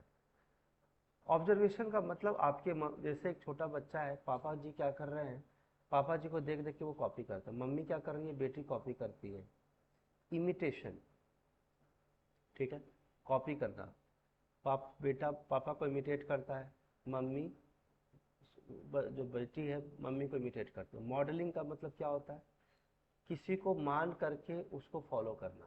जैसे किसी स्टूडेंट ने रतन टाटा को पसंद किया और रतन टाटा जैसा बिजनेसमैन बनना चाहता है, किसी ने एपीजे अब्दुल कलाम का वीडियो देखा, ऑटोग्राफी पढ़ा और एपीजे अब्दुल कलाम जैसा साइंटिस्ट या मिसाइल मैन बनना चाहता है, किसी ने एक शाहरुख खान एक्टर को देखा और बड़ा होकर वो एक्टर बनना चाहता है, किसी ने एक अच्छी सिंगर का फोटो देखा और सिंगर के गाने सुने और उसका लाइव कॉन्सर्ट देखा तो सिंगर बनना चाहता है। तो ये क्या है, व्हाट इज दिस, मॉडलिंग, है ना। उसी तरह से आपने कोई एक टीचर को देखा और आपने टीचर, वो बेस्ट टीचर का अवार्ड मिला उसको, है ना, नोबेल प्राइज भी मिला, है ना, लिटरेचर अवार्ड मिला, तो आप उसने कॉपी किया कि मुझे भी बेस्ट टीचर बनना है इंडिया का। ठीक है, क्लियर है। तो मॉडलिंग का समझ में आया बात, हाँ या ना। इमिटेट मतलब कॉपी करना, ठीक है। चलिए, यस। और मॉडलिंग का मतलब उस जैसा वो है वैसा ही मुझे बनना है, ठीक है। किसी ने चोर को यस। देखा कि एक ने चोरी किया, 1 लाख रुपए कमा लिया, तो कोई चोर को भी देख के मोटिवेट हो जाता है, यार मेरे पापा 6 महीने में जितना कमाते हैं, मैं एक चोरी करता हूँ, मैं कमा लेता हूँ, तो चलो तुमको सिखाता हूँ चोरी कैसे करते हैं। कोई ड्रग्स बेच करके पैसा कमा लेता है, उसको मोटिवेट कर देता है, तो वो भी बोलता है चलो यार अपन भी ड्रग्स करके फिर लाखों रुपए कमा लेंगे। तुम्हारे पिताजी महीना भर काम करते तो 30,000 रुपये कमाते हैं, एक मैं ड्रग्स बेचता हूँ, एक दिन में मैं 50,000 कमा लेता हूँ, तो लो भैया, मोटिवेट हो गया उससे, तो ये उसको कॉपी करने लग गया। अब देखिए, कोई देखा डॉन को, डॉन है ना डॉन, हम्म, अब प्राइवेट हेलीकॉप्टर है उसके पास, ये है वो, लेकिन डॉन करता क्या है, स्मगलिंग करता है ना। भाई बोलते हैं ना, भाई लोग, सुपारी देना, मर्डर करना, करोड़ों रुपए कमाना, हाँ, अंडर अंडर अंडरवर्ल्ड में काम अंडरवर्ल्ड करते हैं। अंडरवर्ल्ड होते हैं, तो कुछ उससे मोटिवेट हो जाते हैं कि मुझे भी बड़ा गुंडा बनना है। वैसे बना रहे हैं तो किसी को भी कोई मोटिवेट। तो ये सब होता कैसे है? सोसाइटी में रहने से और जिस टाइप के लोग से हम मिलते हैं उसी से होता है, जैसा हम देखते हैं। ठीक है, चलिए। The theory was has often been called a bridge between behaviorist and cognitive learning theories because it encompasses attention, memory and motivation। अच्छा पॉइंट है। एक ब्रिज की तरह काम करता है। मतलब ब्रिज क्या काम करता है? चीज़ों को अलग अलग, जैसे ये बिहेवियर है और ये आपका मोटिवेशन है, तो ब्रिज क्या करेगा? दोनों को सामने लाने का काम करेगा, जोड़ने का काम करेगा। हाँ है ना? क्लियर है? बोलिए हाँ है ना? यस। दो तरह का होता दोनों है। को एक होता मिक्स है, अप करना। एक ब्रिज का मतलब होता है सेपरेट करना, और एक होता है दोनों को सामने लाना। सामने। ठीक है, to connect with. To connect with. तो वही कह रहा है कि आपका बिहेवियर वैसा ही होगा जैसा आपने सीखा है। कॉग्निटिव थ्योरी, जैसा आपने सीखा वैसा ही आपका बिहेवियर होगा। तो ये दोनों को जोड़ने वाला काम कौन कर रहा है? एक ब्रिज की तरह काम करता है। ब्रिज। कौन सा थ्योरी? बेंडोरा का लर्निंग थ्योरी। देखिएगा क्या है, क्यों करता है ऐसा? क्योंकि हम उस चीज़ पे ध्यान देते हैं, अटेंशन, मेमोरी, वो हमारे सिर दिमाग में बैठ जाता है वो चीज़ें, और मोटिवेट भी हो जाते हैं। देखिए, जैसे आपने एपीजे अब्दुल कलाम का एक कंसर्ट अटेंड किया, सेमिनार अटेंड किया, आपने उनको सुना, अटेंशन दिया, उनकी लाइफ स्टाइल, उनका नॉलेज, उनका एजुकेशन, उनका, है ना, सब चीज़ आपके मेमोरी में चला गया और आप मोटिवेट हो गए कि मुझे एपीजे अब्दुल कलाम जैसा ही बनना है। ये तीन चीज़ें थी ना। पहले आपने किसी चीज़ को देखा, किसी ने शाहरुख खान को देखा और वो मोटिवेट हो गया कि मुझे भी एक्टर बनना है। क्यों? जब शाहरुख खान आया तो बहुत सारे पुलिस वाले आए थे, लाखों लोग जो है उनके साथ फ़ोटो खिंचाना चाहते थे। हाँ, प्रेस वाला, मीडिया वाला सभी आया था, है ना। पैसे भी बहुत लेकर गया वो, है ना। तो वो आपके माइंड में, मेमोरी में बैठ गया वो चीज़, और फिर आप मोटिवेट हो गए कि मुझे एक्टर बनना है। ठीक है।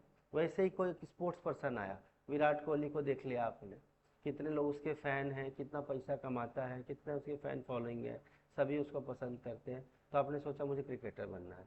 फिर आपने एकेडमी ज्वाइन किया, क्रिकेट की प्रैक्टिस शुरू की, है ना।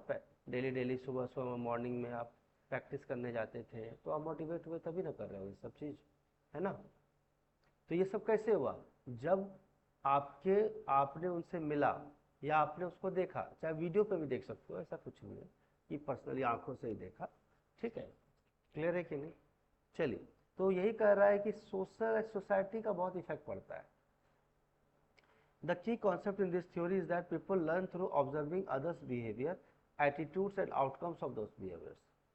और अब देखिएगा, बहुत अच्छा पॉइंट है। कॉन्सेप्ट क्या है?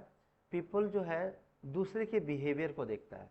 जैसे एग्जांपल लेते हैं, जैसे मम्मी पापा का लड़ाई हो गया, तो बच्चा क्या करेगा? वो स्कूल में भी जाकर अपने दोस्तों से लड़ेगा कि नहीं लड़ेगा? बोलिए हाँ या ना। अगर मम्मी पापा का घर में लड़ाई हो गया तो स्कूल में कैसा बच्चे के ऊपर इफेक्ट पड़ेगा? मम्मी पापा का वो एटीट्यूड भी को देख, लड़ाई वो करेगा। भी क्या है, उसको लगेगा कि प्यार से चीज़ें मिलती नहीं है, तो मम्मी ने वॉलेट से पैसे लिए, पापा से छीन लिया और पैसे लेकर के रख लिया। तो वो बच्चा भी क्या करेगा? उसको कोई चीज़ मिलेगा नहीं तो दूसरे से छीन लेगा, चाहे वो नोटबुक हो या नोट्स हो या पेन हो या पेंसिल हो, है ना। उसी तरह से जैसा कि मम्मी पापा का घर में लड़ाई हो गया, तो मम्मी ने कुछ पिताजी को बोल दिया, पिताजी ने मम्मी कुछ बोल दिया, किसी ने एक दूसरे को थप्पड़ उठा दिया। उस चीज़ को बच्चे ने देखा, वो एटीट्यूड डेवलप हो गया बच्चे के अंदर भी कि कोई चीज़ अगर प्यार से ना मिले तो थप्पड़ मारने से मिल जाता है।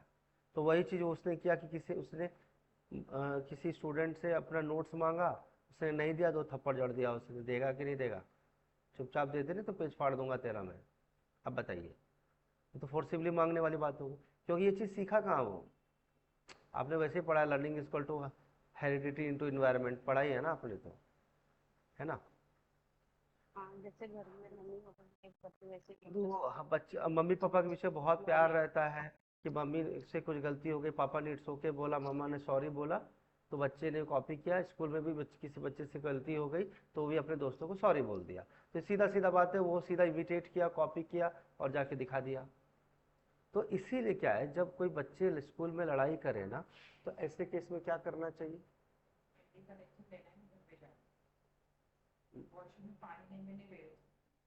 सही बात।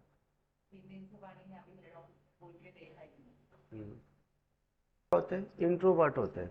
तो यहाँ पे लिखा example social learning include cognitive apprenticeship, instructional conversations between teacher and learner.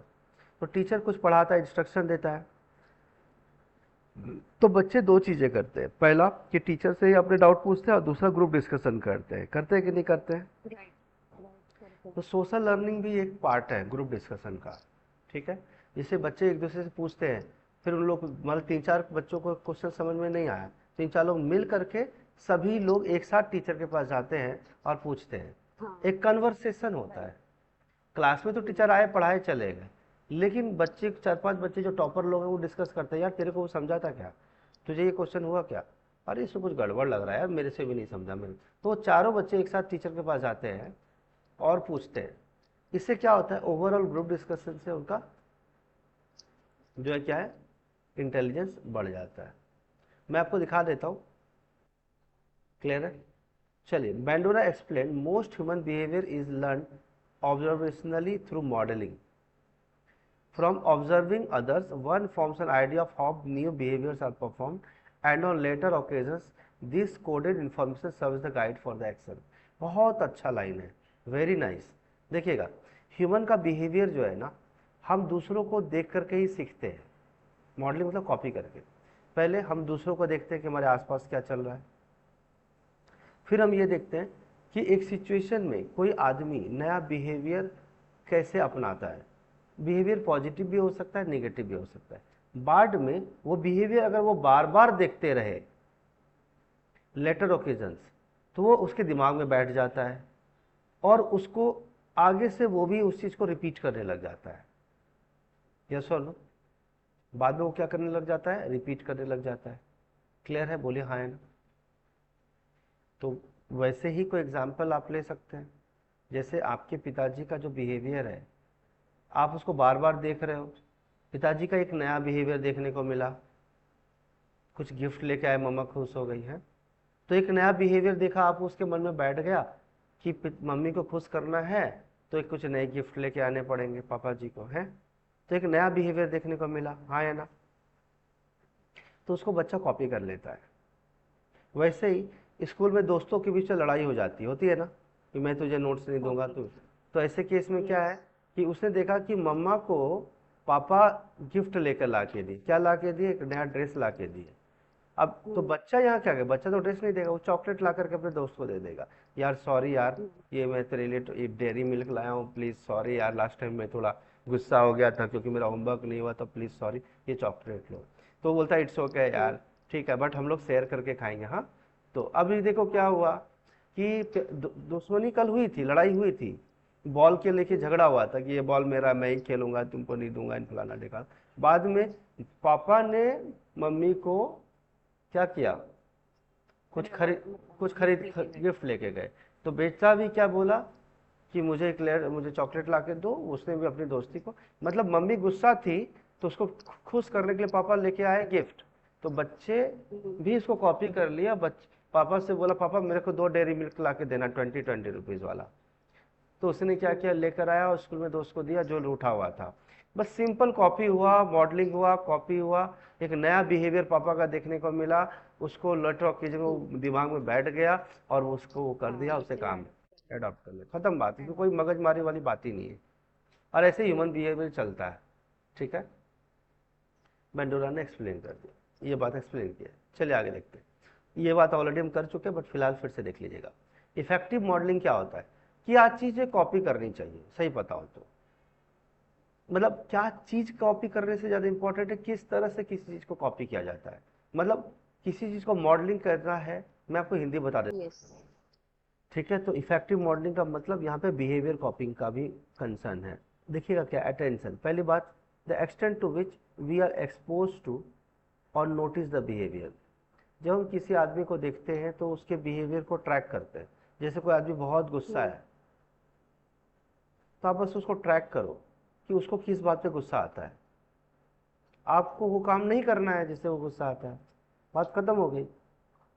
Right. वो गुस्सा किया, आप भी गुस्सा हो गए, फिर अगले दिन उसी पॉइंट पे गुस्सा हुआ, फिर से गुस्सा आप हो गए, लड़ाई हुई, फिर से एक पॉइंट पे गुस्सा आया, फिर से आया। मतलब आप ये देखो ना कि किस बात को लेके, अब जैसे कोई छोटा कोई बेटा है, कोई स्टूडेंट है ना, वो बहुत मोटा है, तो उसको देखा जाए कि जब उसको कोई मोटा बोलता है ना तो उसको बहुत गुस्सा आता है। अगर वो पढ़ाई करता है, उसको बोल दो कि you are a foolish student, तो गुस्सा नहीं आता है, लेकिन कोई मोटा बोल दे ना तो ज़्यादा गुस्सा आता है उसको। तो आप उसके बिहेवियर को देखो ना, किस चीज़ में उसको गुस्सा ज़्यादा आता है ना। आप उसकी तारीफ, कोई एक पर्टिकुलर तारीफ करो, आप ये देखो कि कौन सा चीज़ अच्छा कहने से वो अच्छा काम करके देता है। तो आपको ये बिहेवियर अटेंशन देना होगा, लोगों के बिहेवियर पे नोटिस करना है, बिहेवियर पे। ये स्टूडेंट के लिए भी करना है आपको। Although we observe many types of behaviour on daily basis, many of these are not noteworthy. बहुत सारे ऐसी चीज़ है जो हम देखते हैं, पर जरूरी नहीं कि हर एक्टिविटी पे आप ध्यान दो। अब इसका मतलब ये नहीं कि पापा चम्मच से खा रहे हैं तो कौन सा उंगली को आगे कर रहे हैं, कौन सा उंगली पीछे कर रहे हैं, इतना ज़्यादा डिटेल में नहीं जाना है। ये कुछ ये कोई ज्यादा हद हो गया। पापा नमक लेफ्ट हैंड से उठाते हैं कि राइट हैंड से उठाते हैं, दाल को चावल में मिलाते हैं कि चावल को दाल में मिलाते हैं, अब इतना नोट नहीं करना है, ठीक है। मतलब बेसिक लेवल का आपको टेंशन देना है, ठीक है। मम्मा मम्मा लेफ्ट हैंड से बाल झाड़ती है कि राइट हैंड से बाल झाड़ती है, अब ये कोई लॉजिक नहीं है, ठीक। राइट। तो इतना डिटेल में जाने की जरूरत नहीं है आपको, ठीक है।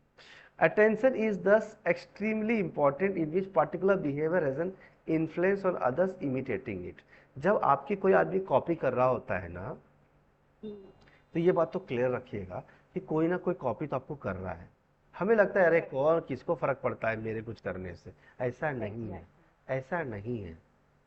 रॉगर्स की ये बात बहुत अच्छी है। Students in school copy what. अब जैसे कि एग्जांपल लीजिए कि एक टीचर हैं जो कपड़ा ड्रेस पहन के आए हैं, लेकिन कपड़ा मुड़ा हुआ है ना, उतना वेल ड्रेस्ड नहीं है वो, ठीक है।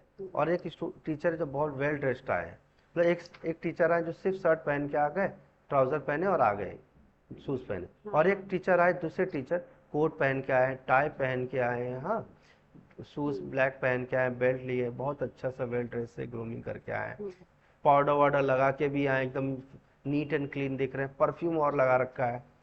अब आप देखो ना कि किस पे ज्यादा टेंशन जाएगा। बच्चों का। अब दूसरे टीचर बोलेंगे कि यार हमें कोई फर्क नहीं पड़ता है यार, पढ़ाना ही तो है, अपने टीचर अच्छे होने चाहिए, कपड़ा क्या मैटर करता है। अरे जरा तुम सोचो, तुम टीचर भी अच्छे होते, कपड़ा भी अच्छा होता तो और अच्छा होता ना। तो अब वही बात है ना कि आप ड्रेसिंग, बच्चे दोनों चीज नोटिस करते हैं। हम लोग एज ए बड़े हो गए तो अपन सोचते हैं छोड़ो ना यार, पैसा कमाना है, स्कूल जाते हैं, पढ़ाते हैं, बात खत्म हो गया। ऐसा नहीं है, आपको कॉपी कर रहे हैं बच्चे, और वो बाद में घर में जाके बोलते हैं आपको पता है मैडम सर ने ना आज ये कलर का शर्ट पहना था, बहुत अच्छे लग रहे थे, उन्होंने ना ऐसा किया वैसा, वो पूरी कहानी सुन बच्चे बताते हैं। तो वही बच्चे जाकर के टीचर को घर में पेरेंट्स को बोलते हैं कि देखो आपके फेवरेट स्टूडेंट है ये। तो ये चीजें होती है ना।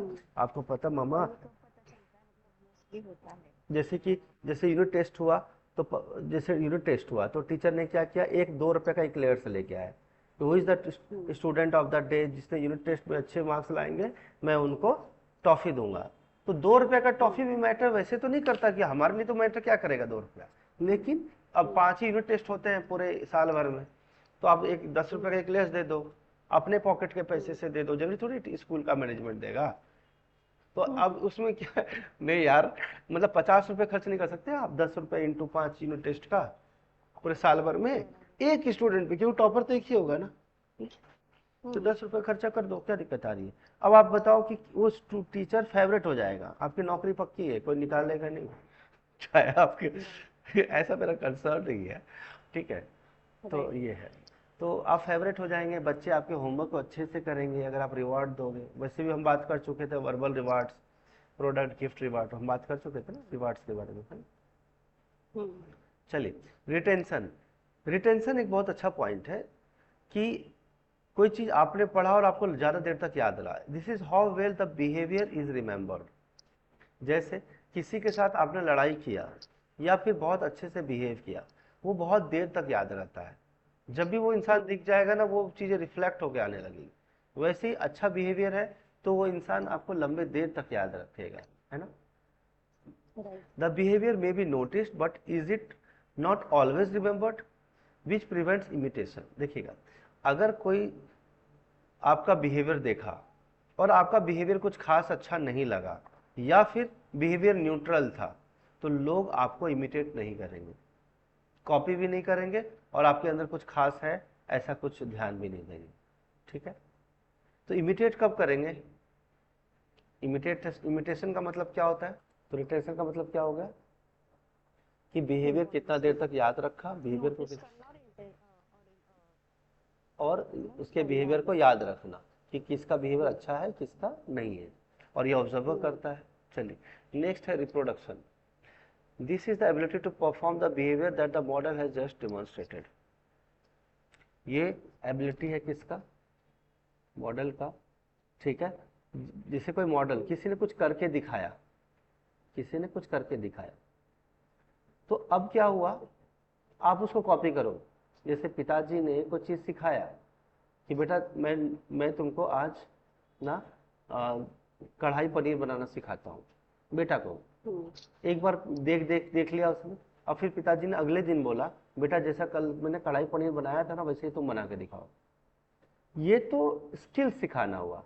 लेकिन दूसरा क्या हुआ कि पिताजी अपनी मतलब मम्मी को कैसे इम्प्रेस करते हैं, ये एक बिहेवियर है। तो वैसे ही छोटा भाई जो है अपनी बड़ी बहन को सेम तरीके से इम्प्रेस करने की कोशिश करेगा। ठीक है ना? जैसे पिताजी ने बोला you are the best wife of this world, impress करने के लिए, तो अपने भाई क्या करेगा? अपना भाई क्या करेगा? You are the best sister, you the best sister in the world. Simple बात है। तो जिस तरह से बिहेवियर पिताजी ने मम्मा के ऊपर रखा, वैसा ही छोटा भाई अपनी बहन के लिए रखेगा, छोटी बहन अपने भाई के लिए रखेगी। तो ये रिप्रोडक्शन का मतलब reflection. when you first of all put attention, then you give retention, and then you have to give what? Then what you have to do? Demonstration. Clear है? तो जैसा कि देखा हमने कि अगर मैंने मान लो कि माधुरी दीक्षित ने एक डांस किया, बच्चे ने माधुरी दीक्षित को पसंद कर लिया, कोई लड़की ने, तो वो क्या चाहेगी कि जिस तरह से माधुरी दीक्षित ने करके दिखाया उसी तरह से बच्चे उसको करके दिखाना चाहेंगे। हाँ या ना? बराबर की नहीं? वैसे ही चाहे वो डांस हो या वो एक्टिंग हो या टीचिंग। जैसे कभी कभी हमारे, जैसे कि मैं आपको बताता हूँ, जब मैं इंजीनियरिंग कॉलेज में प्रोफेसर था, असिस्टेंट प्रोफेसर था, तो मेरा एक डायलॉग होता था, खून में डाल लो। ये क्वेश्चन तो आएगा ही आएगा। लास्ट 10 साल से यूनिवर्सिटी के पेपर में आया है, इसका एल्गोरिथम तो खून में डाल लो, है ना? कोई टॉपिक इंपॉर्टेंट होता तो मैं क्या बोलता था? खून में डाल लो। क्या करो? खून में डाल लो। ब्रेन तो तुम्हारा भटकता रहता है, दिमाग भटकता है, खून थोड़ी थोड़ी भटकेगा तुम्हारा, और वो तो तुम डोनेट भी नहीं करते हो। तो जिस दिन टीचर्स डे था ना, तो बहुत सारे लड़कों ने, एक लड़का था अमित शर्मा, वो मेरा कॉपी कर रहा था। होता है टीचर कॉपी करते हैं, स्टूडेंट कॉपी करते हैं टीचर्स डे के दिन, है ना? इमिटेट कर रहा इमिटेट एकदम बिल्कुल कॉपी कर रहा था। और जैसे मैं बोलता समझ में आया कि नहीं आया? समझ आ रहा है? नहीं, ये नहीं आ रहा है। अगर नहीं आ रहा तो पूछ लो, खून में डालो। और जैसे बोलता समझ में आ रहा है नहीं आ रहा है, समझ में आ रहा है नहीं आ रहा है, तो जैसे मैं बोलता हूँ ये चीज़ मैं आपको भी बोलता हूँ, समझ में आया कि नहीं आया? अब कुछ टीचर बोलते हैं डिड यू अंडरस्टैंड और नॉट, डिड यू अंडरस्टैंड और नॉट, एनी। अब कोई टीचर आते हैं, any doubt, any doubt, any doubt, clear, any doubt. अब देखिए सबको बोलने का तरीका अलग, पूछते वही है, समझ में आया नहीं आया, जैसे मैं हिंदी में बोला। एक इंग्लिश का teacher, any doubt students, any doubt students, any doubt, है ना? अब एक टीचर जो बोलते clear to everyone, clear to everyone, clear to everyone. अब हर लोगों का एक एक तरीके से पूछने का रिकलेक्ट करने का तरीका होता है। तो वैसे ही मुझे एक स्टूडेंट ने, मेरा जो होता था 91% रिजल्ट रखता था, 91%। मेरा मतलब अगर 100 मार्क्स का हुआ ना पेपर, मैं पढ़ाता था, तो सारे बच्चे जो है 90+ मार्क्स लाते थे। सप्लीमेंट्री पूरा भर के लेते थे वो लोग। पेपर में मैं थोड़ा लेंदी सेट करता था, लेकिन मैं तरीके से याद करवा देता था क्लास में इन चीज़ों को, है ना? तो मतलब 91%। और फेल होता ही नहीं था, एक आध बच्चा वो फेल हुआ कौन? जो क्लासी नियम था। ठीक है, फेल कभी होता ही नहीं था, 90% के ऊपर रिजल्ट आता था। तो टीचर्स डे हुआ तो बच्चे क्या किए, मुझे कॉपी किए और उन्होंने बोला कि आ, खून में डालो एंड ब्ला ब्ला जो भी। ठीक है, चलिए अभी स्टार्ट करते हैं। तो डायलॉग्स को कॉपी कर लेते हैं ना, तो वैसे ही मॉडल डिवोर्स जैसे मैंने करके दिखाया वैसे बच्चे कॉपी करते हैं और करके दिखाते हैं। We would like to imitate but this is not always possible. देखिएगा, हमारा जो डेली बिहेवियर होता है हम डेली बिहेवियर को कॉपी नहीं कर सकते। उनका कहना है we must see behaviour on daily basis that we would like to able to imitate but this is not always possible. देखिए, हम कुछ लोगों को डेली बेसिस पे ऑब्जर्व करते हैं, लेकिन सेम टू सेम हम कर लें इमिटेट, ये ज़रूरी नहीं है और ये हमेशा पॉसिबल भी नहीं है। क्या मेरे सारे के सारे डायलॉग कॉपी कर लेगा बच्चा? नहीं कर पाएगा। क्या सारे के सारे डायलॉग सलमान खान का कॉपी कर लेगा कोई बच्चा बच्चा या कोई एक्टर? नहीं कर पाएगा। 70% कर लेगा बट 30% तो नहीं कर पाएगा। बोलिए हाँ है ना? ये सुन, क्लियर है कि नहीं? आगे बात करते हैं। तो we would like to imitate but this is not मतलब किसी को हम कॉपी करते हैं बिहेवियर, किसी का कॉपी डेली बेसिस पे, बट ये हमेशा हो जाए ये जरूरी नहीं है।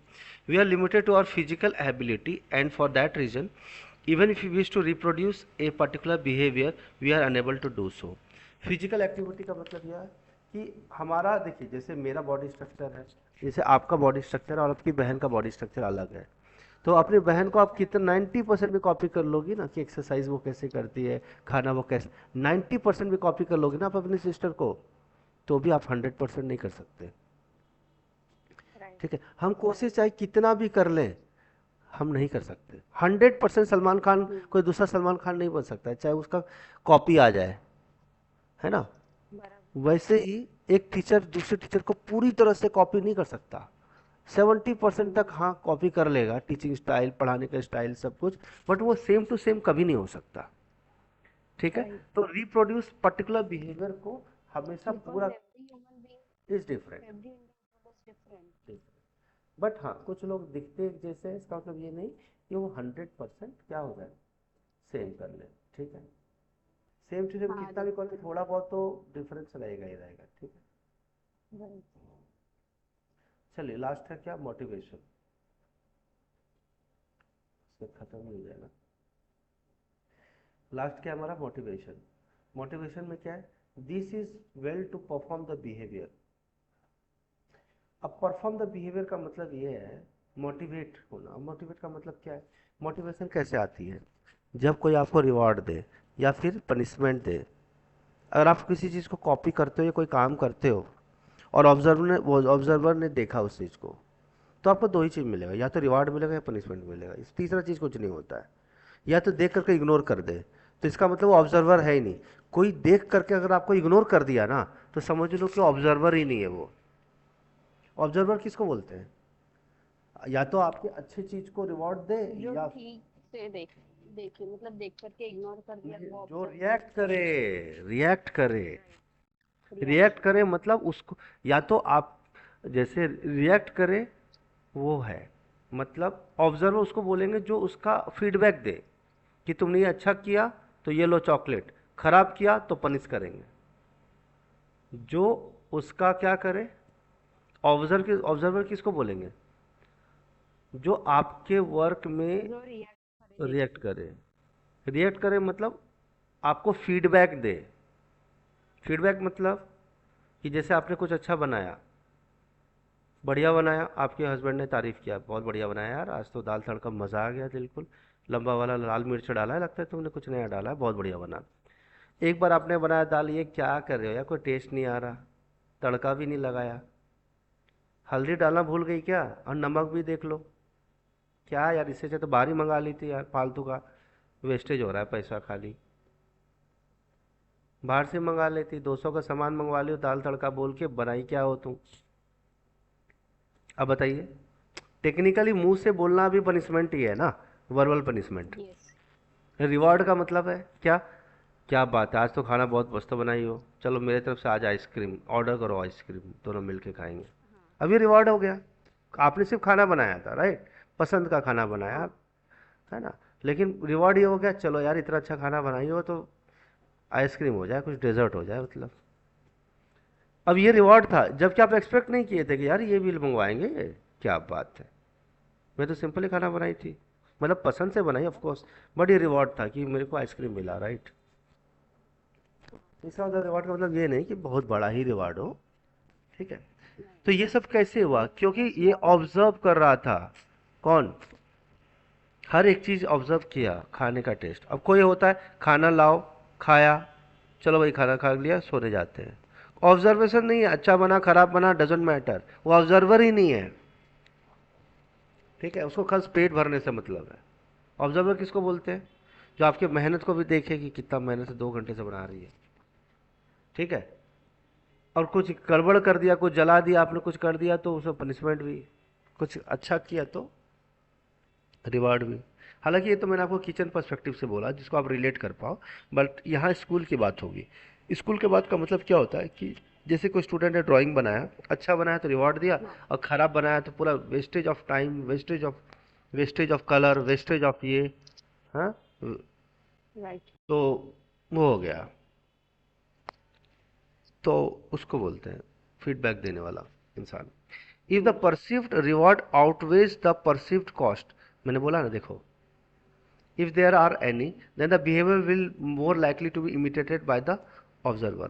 If the vicarious reinforcement is not seen to be important enough to the observer, then he will not imitate the behavior. देखिए बहुत अच्छा पॉइंट बोला गया इसमें कि आपने जो रिवॉर्ड दिया, ठीक है, और उसके लिए जो कॉस्ट लगा, कॉस्ट मतलब एफर्ट जितना दिखा, अगर एफर्ट दिखा और जो हमारा रिजल्ट चाहिए था और वो चीज़ें मिल गया है, तो उस बिहेवियर को मैं कॉपी कर लूँगा। और अगर किसी ने कुछ एफर्ट दिया लेकिन काम खराब हो गया, तो उस बिहेवियर को मैं इमिटेट नहीं करूँगा, मतलब कॉपी भी नहीं करूँगा और उसको पनिशमेंट भी दूंगा। पनिशमेंट। याद रहे मैं ऑब्जर्वर हूँ, ऐसा नहीं कि देखा इग्नोर कर दे, जाने दो, पढ़ेगा तो अच्छा है, नहीं फेल होगा तो फेल होगा, अपने को क्या करने का है। मेरा खुद का बेटा थोड़ी ना है, फेल हुआ तो हुआ, हाँ। उसके माँ बाप जाने, मेरा क्या प्रॉब्लम है। लेकिन आप ड्राइंग टीचर हो तो हर बच्चों को ड्राइंग सिखाओ ना। हाँ। ऐसे आपको कैसे फर्क नहीं पड़ता कि बच्चा जीरो ला रहा है, बोला एप्पल बनाने के लिए, बना दिया बनाना उसने, वो भी आड़ा टेढ़ा, तो आप क्या सिखाते हो उनको? एक ढंग का एप्पल नहीं बना पा रहा है ये, क्या ड्राइंग टीचर हो आप? म्यूजिक टीचर हो आप, 2 लाइन गा नहीं सकता, कोई इंस्ट्रूमेंट बजाना नहीं आता, क्या म्यूजिक टीचर हो आप?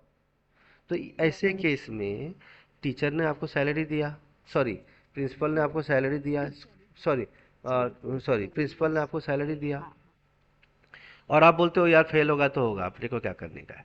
तो ये गलत है, आपको ऑब्जर्वर बनना पड़ेगा। मार्क्स खराब ला रहा है तो याद रखिए आप उस स्कूल के टीचर हो, आप उस सब्जेक्ट के टीचर हो, तो उस सब्जेक्ट में बच्चा अच्छा करना ही चाहिए। अच्छा करे तो रिवार्ड दो, तो उसके लिए कौन सा स्ट्रैटेजी लगेगा, कौन सा वो आपको डिसाइड कर, वो आपका आउटलुक है। But at the end of the day it is important ना कि सब चीज़। अब मेरा ड्राइंग बहुत अच्छा नहीं था, मैं आपको प्रैक्टिकल बताऊं, मैं कभी ज़िंदगी में फर्स्ट नहीं आ पाया ड्राइंग में। मैं आज इस चीज़ को बड़ा दुख से कहता हूँ कि आज भी मैं एक ही बार क्लास 6 में मैं सेकेंड आया, वो भी किसमें, ड्राइंग में। 6 में ड्राइंग होता ही नहीं है, 5th में था या 4th में था, कुछ मुझे एग्जैक्ट याद नहीं है, ठीक है। मैं कभी फर्स्ट नहीं आया, मैं बता रहा हूँ। मैथ्स में कभी सेकंड नहीं आया, एक बार आया था मैथ्स में सेकंड, मतलब 94 मार्क्स आया। मैथ्स में मुझे कभी 90 से कम आया ही नहीं, ये बात मैं घमंड से बोलता हूँ। और ड्राइंग में मेरे को 90 से कभी ऊपर तो छोड़ो, मतलब 90 से ऊपर की तो बात ही मत करो, फिर 60 से कभी ऊपर नहीं आया मेरे को ड्राइंग में। जब से मतलब बचपन में ही सिखाते हैं ना ड्राइंग वगैरह, तो 70 से ऊपर आता ही नहीं था मेरे को। और एक बार जो आया मेरे को 82 आया, वो भी एक ही बार आया, कभी मैं 90 ला ही नहीं पाया ड्राइंग में। तो अब देखो ये तो, अब मेरा मेरा बिहेवियर कोई कॉपी करेगा, मैं गंदा मैं ड्राइंग बनाऊंगा, मेरे से कोई सीखने आएगा क्या? नहीं आएगा ना। तो ये मामला है। तो नहीं। बस यही है कि मोटिवेशन किससे मिलता है? जो लोग सक्सेसफुल होते हैं, बराबर कि नहीं? मोटिवेशन किससे मिलता है? जिससे क्या होते हैं लोग, जो लोग सक्सेसफुल होते हैं, उससे तो मोटिवेशन हम्म। मिलता है। आई होप समझ गए होंगे।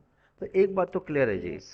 कि आप अपने अंदर वो सारे एटीट्यूड बिहेवियर लाओ जिससे लोग आपको कॉपी करें, इमिटेट करें, आप उनके लिए रोल मॉडल बनो। ठीक है? क्लियर है? यस। चलिए, ये पॉइंट है। आगे बढ़ते हैं। Bloom's revised taxonomy of cognitive learning करते हैं। Bloom's revised taxonomy of cognitive learning, this was created in 1956 by a committee under the leadership of educational psychologist। Music बज रहा है आपकी साइड से? चलिए। तो this was created in 1956 by committee under the leadership of education psychologist doctor Benjamin Bloom. याद रखिएगा इसके बारे में। हाँ। To promote higher forms of thinking, क्या लिखा है? To promote higher forms higher of forms thinking of in education, thinking. such as analyzing and evaluating concepts, processes, procedures, and principles, rather than just remembering facts, rote learning. It is often done by designing educational training and learning process। देखिए ये बहुत अच्छा है कि सिर्फ किताबी चीज़ों को रटने से काम नहीं चलने वाला है। आपको क्या करना पड़ेगा? कॉन्सेप्ट को इवेल्युएट करना पड़ेगा, एनालिसिस करना होगा कि उसे क्या सीखने को मिला, प्रोसेस, प्रोसीजर, स्टेप्स, प्रिंसिपल्स, ये सब पता लगाना होगा। और ये तभी होगा जब हम एजुकेशनल ट्रेनिंग, प्रैक्टिकल ट्रेनिंग करेंगे। तो ये कैसे होगा? ये होगा कैसे? पहला, 3 डोमेन है एजुकेशनल एक्टिविटीज़ के। पहला क्या है? कॉग्निटिव। क्या है? Cognitive. Cognitive, this refers to mental skills. Mental skills जो हम मन में कर सकते हैं, दिमाग में कैलकुलेट कर सकते हैं। अफेक्टिव, जो हम आसपास के लोगों से सीखते हैं। This means growth in feelings और इमोशनल एरियाज, एटीट्यूड और सेल्फ। जो मन में हमारे फीलिंग्स होता है ना, फीलिंग्स, या हमारा एटीट्यूड, किसी से प्यार जताना, किसी से नफरत जताना, किसी से ढंग से बात करना, किसी से ढंग से बात नहीं करना, किसी चीज़ को लेकर के रोने लग जाना, किसी चीज़ को देख के हंसने लग जाना। ये जो सेल्फ है या जो एटीट्यूड है, किसी को पसंद करना, किसी चीज़ को नहीं पसंद करना, किसी सब्जेक्ट को लाइक करना, किसी सब्जेक्ट को डिसलाइक करना, ये जो चीज़ें हो रही है, जो इमोशंस आ रहे हैं, ये अफेक्टिव डोमेन है। तीसरा डोमेन क्या है? साइकोमोटर, मैनुअल और फिजिकल स्किल्स, जिसमें फिजिकल एक्टिविटी में हमें लगता है ना, क्या ये मेरे से काम हो सकेगा कि नहीं कर पाएंगे। जैसे मैंने बोला ये 4 चेयर उठा करके बाहर रख देना, हेवी है। अब 2 चीज़ होंगी, आप बोलेंगे अरे यार इतना वजन मेरे से नहीं उठेगा। दूसरा चीज़ होगा यार मैं उठा के रख दूंगा। तो यहाँ पे क्या हुआ? जैसे पापा जी ने बोला सोफ़ा को मूव करा दो, या फिर यहाँ पर से जो टीवी रखा हुआ है ना, ये, या फिर फ्रिज रखा है ना, इसको शिफ्ट करके यहाँ से यहाँ लाना है। तो अब 2 चीज़ होगा, या तो आप अपने हस्बैंड का वेट करोगे, वो आएंगे तो करेंगे, क्योंकि आपने प्लान तो कर लिया कि सिर्फ फ्रिज यहाँ नहीं रहेगा, यहाँ रहेगा। तो या तो आप खुद से ट्राई करोगे या अपने हस्बैंड का वेट करोगे। बोलो हाँ है ना? हाँ बराबर। तो यहाँ पे फिजिकल स्किल्स की बात हो गई कि या तो आपको लगेगा यार मेरे कुछ गड़बड़ की, टूट गया तो मैटर हो जाएगा, कुछ गड़बड़ नहीं हो जाएगा तो मैं छेड़ूंगी नहीं, कुछ टूट गया तो प्रॉब्लम हो सकती है। जैसे शीशा का टेबल है ना, और आपको शिफ्ट करके यहाँ हाँ। लाना है, तो आप इसको ऐसे ऐसे शिफ्ट धीरे धीरे करके करोगे तो शिफ्ट हो सकता है, 80% हो सकता है। लेकिन आपको लगेगा नहीं यार शीशा का ही टूट गया तो मैटर हो जाएगा, खराब हो जाएगा, तो मैं हस्बैंड का वेट कर लेता। ऐसे ही बच्चे करते हैं।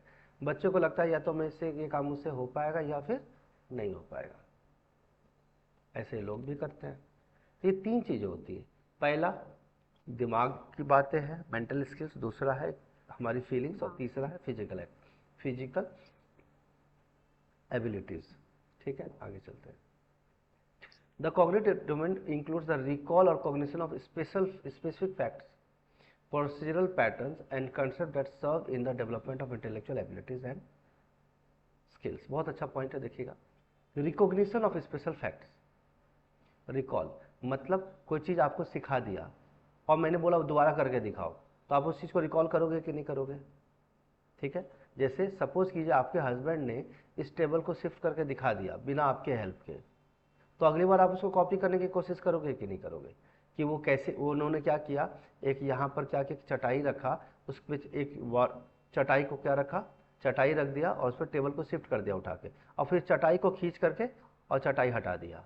अब देखो इस चीज़ को आपने कॉपी कर लिया, पैटर्न समझ गए? बोलिए हाँ या ना, किया कि नहीं किया? उसी चीज़ को आपने क्या किया, कॉपी किया, वो एबिलिटीज़ आपके अंदर आ गई या स्किल्स आपके अंदर आ गया। यस और नो? उसी तरह से बहुत सारी चीज़ें हो सकती है, चाहे मैथमेटिक्स के प्रॉब्लम्स हो सकते हैं, रियल लाइफ के प्रॉब्लम्स हो सकते हैं। क्लियर है? हाँ है ना? तो जब कैट वाला थ्योरी मैंने दिखाया था तो इंटरनेट सर्च हुआ था, तो रिमेंबरिंग हो गया, अंडरस्टैंडिंग हो गया, अप्लाइंग हो गया और एनालिजिंग एनालिसिस हो गया। तो कोलैबोरेटिव लर्निंग, ब्लॉक्स बनाना, प्रैक्टिस करना, फिर डायनामिक रूट डिबेट करना। एनालाइजिंग मतलब डिबेट, मतलब आपका जो लर्निंग है, आप ये मत मान लो कि यार आप दुनिया के सबसे 30 मार खान हो। आप डिबेट करो, क्वेश्चन करो, आप भी क्वेश्चन पूछो, वो भी क्वेश्चन पूछेंगे, आंसर दो, कुछ गलतियां हैं तो इसको इम्प्रूव करो। डायनेमिक ग्रुप होना चाहिए, मतलब किसी भी ग्रुप में चलेगा, ऐसा नहीं कि पहले से ग्रुप बना रखे डिसाइड कर रखा है। कोई क्वेश्चन किसी भी ग्रुप में इन्वॉल्व हो गए और क्वेश्चंस आंसर्स के राउंड स्टार्ट कर दिए, तब आपको पता चलेगा कि आपका लेवल ऑफ स्टडी कितना अच्छा है। जैसे एग्ज़ाम देना, टेस्ट देना, एनालाइज करना होता है ना इम्प्रूवमेंट का, ठीक है? तो उसी तरह से रिमेंबरिंग में क्या आ गया, रिसाइट ए पोएम। सिर्फ पोएम रटने से काम नहीं होगा, आप उसको समझो कि पोएम में बताया क्या जा रहा है। पोएम आपने अगर पढ़ा, ठीक है, तो आप उसके अंदर लॉज, जो राइटर है वो क्या कहना चाहता है वो समझना होगा, कितना रिलायबल है वो। दूसरा, एनालाइज करना है आपको, ठीक है? तो यहाँ पे इक्विपमेंट के बारे में, जैसे लैपटॉप ठीक करना है ना?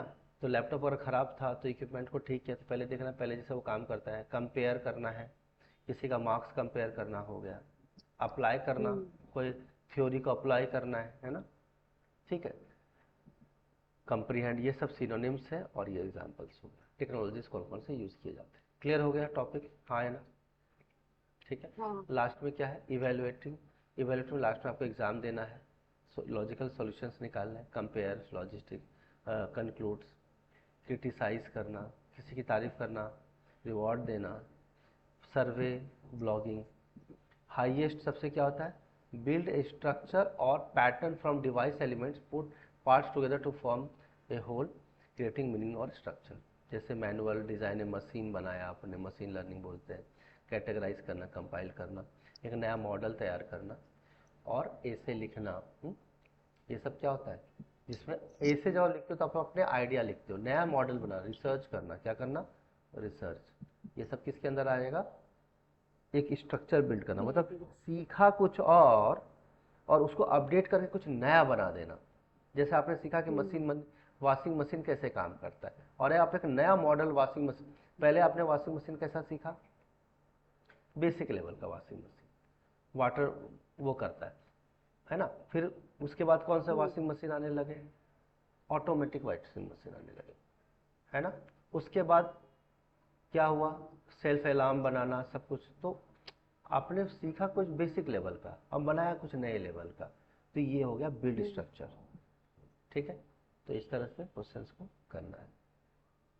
क्वेश्चंस तो हम कर ही चुके थे, प्रीवियस क्वेश्चंस दो चार कर लेते हैं, यहाँ से करते हैं। चलिए, the conclusion, children can learn violent behavior depicts in movies may be derived from the basis of work done by which of the following psychologist?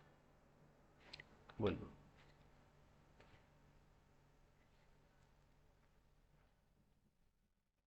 किस The psychologist? conclusion children can learn hidden behavior.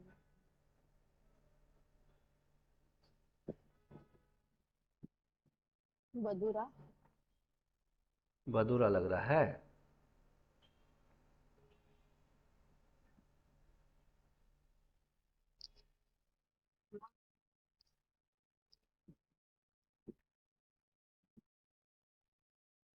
अच्छा, मैं तो बोल ही दिया था पहले ही आपको। बदूरा सही है, 21 का थर्ड। ठीक है, Yes. 21 का third. Next, Bloom's taxonomy is a hierarchical organisation of.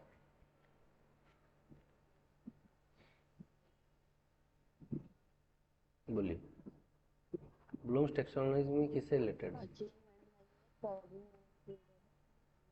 Cognitive. Cognitive.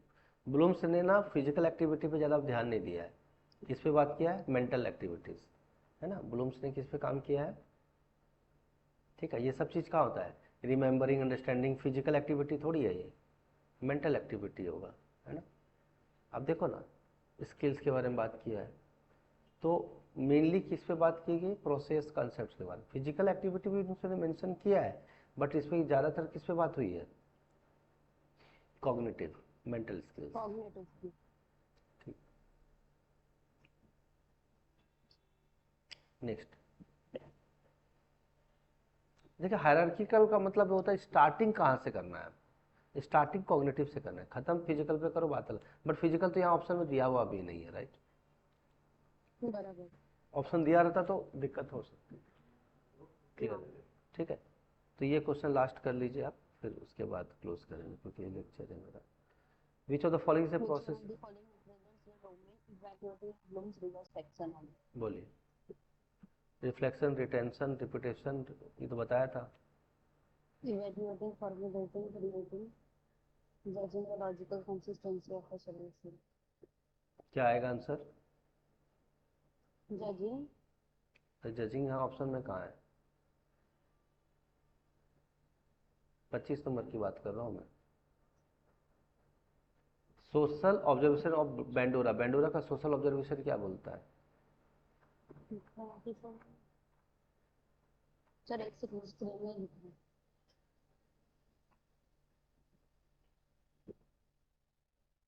देखिए, अटेंशन है, रिटेंशन है, रिप्रोडक्शन है, मोटिवेशन है। रिटेंशन। तो वही मैं बोला ना, रिटेंशन मतलब जो पढ़ा या सीखा उसको लंबी देर तक याद रखना है। मुझे लगा आपने 23 का पूछा। अच्छा, मैं समझ गया बात को। तो मैं अच्छा। लास्ट, कोई बात नहीं, कोई बात। तो आंसर क्या आ गया इसका? रिटेंशन आ गया, राइट। तो आप सीधा सीधा देख रहे हो, ज़्यादा ज़्यादा हाई फाई क्वेश्चन नहीं पूछ रही है। कौन क्या किया, बात खत्म होता, हाई फाई बात नहीं कर रही है। ठीक है, हाँ। तो आज के लिए इतना ही रखते हैं, चैप्टर कंप्लीट हो गया हमारा। ठीक है, बाकी क्वेश्चन कर लेना, कुछ डाउट रहेगा तो डिस्कस कर लेंगे अपन। हाँ। ठीक।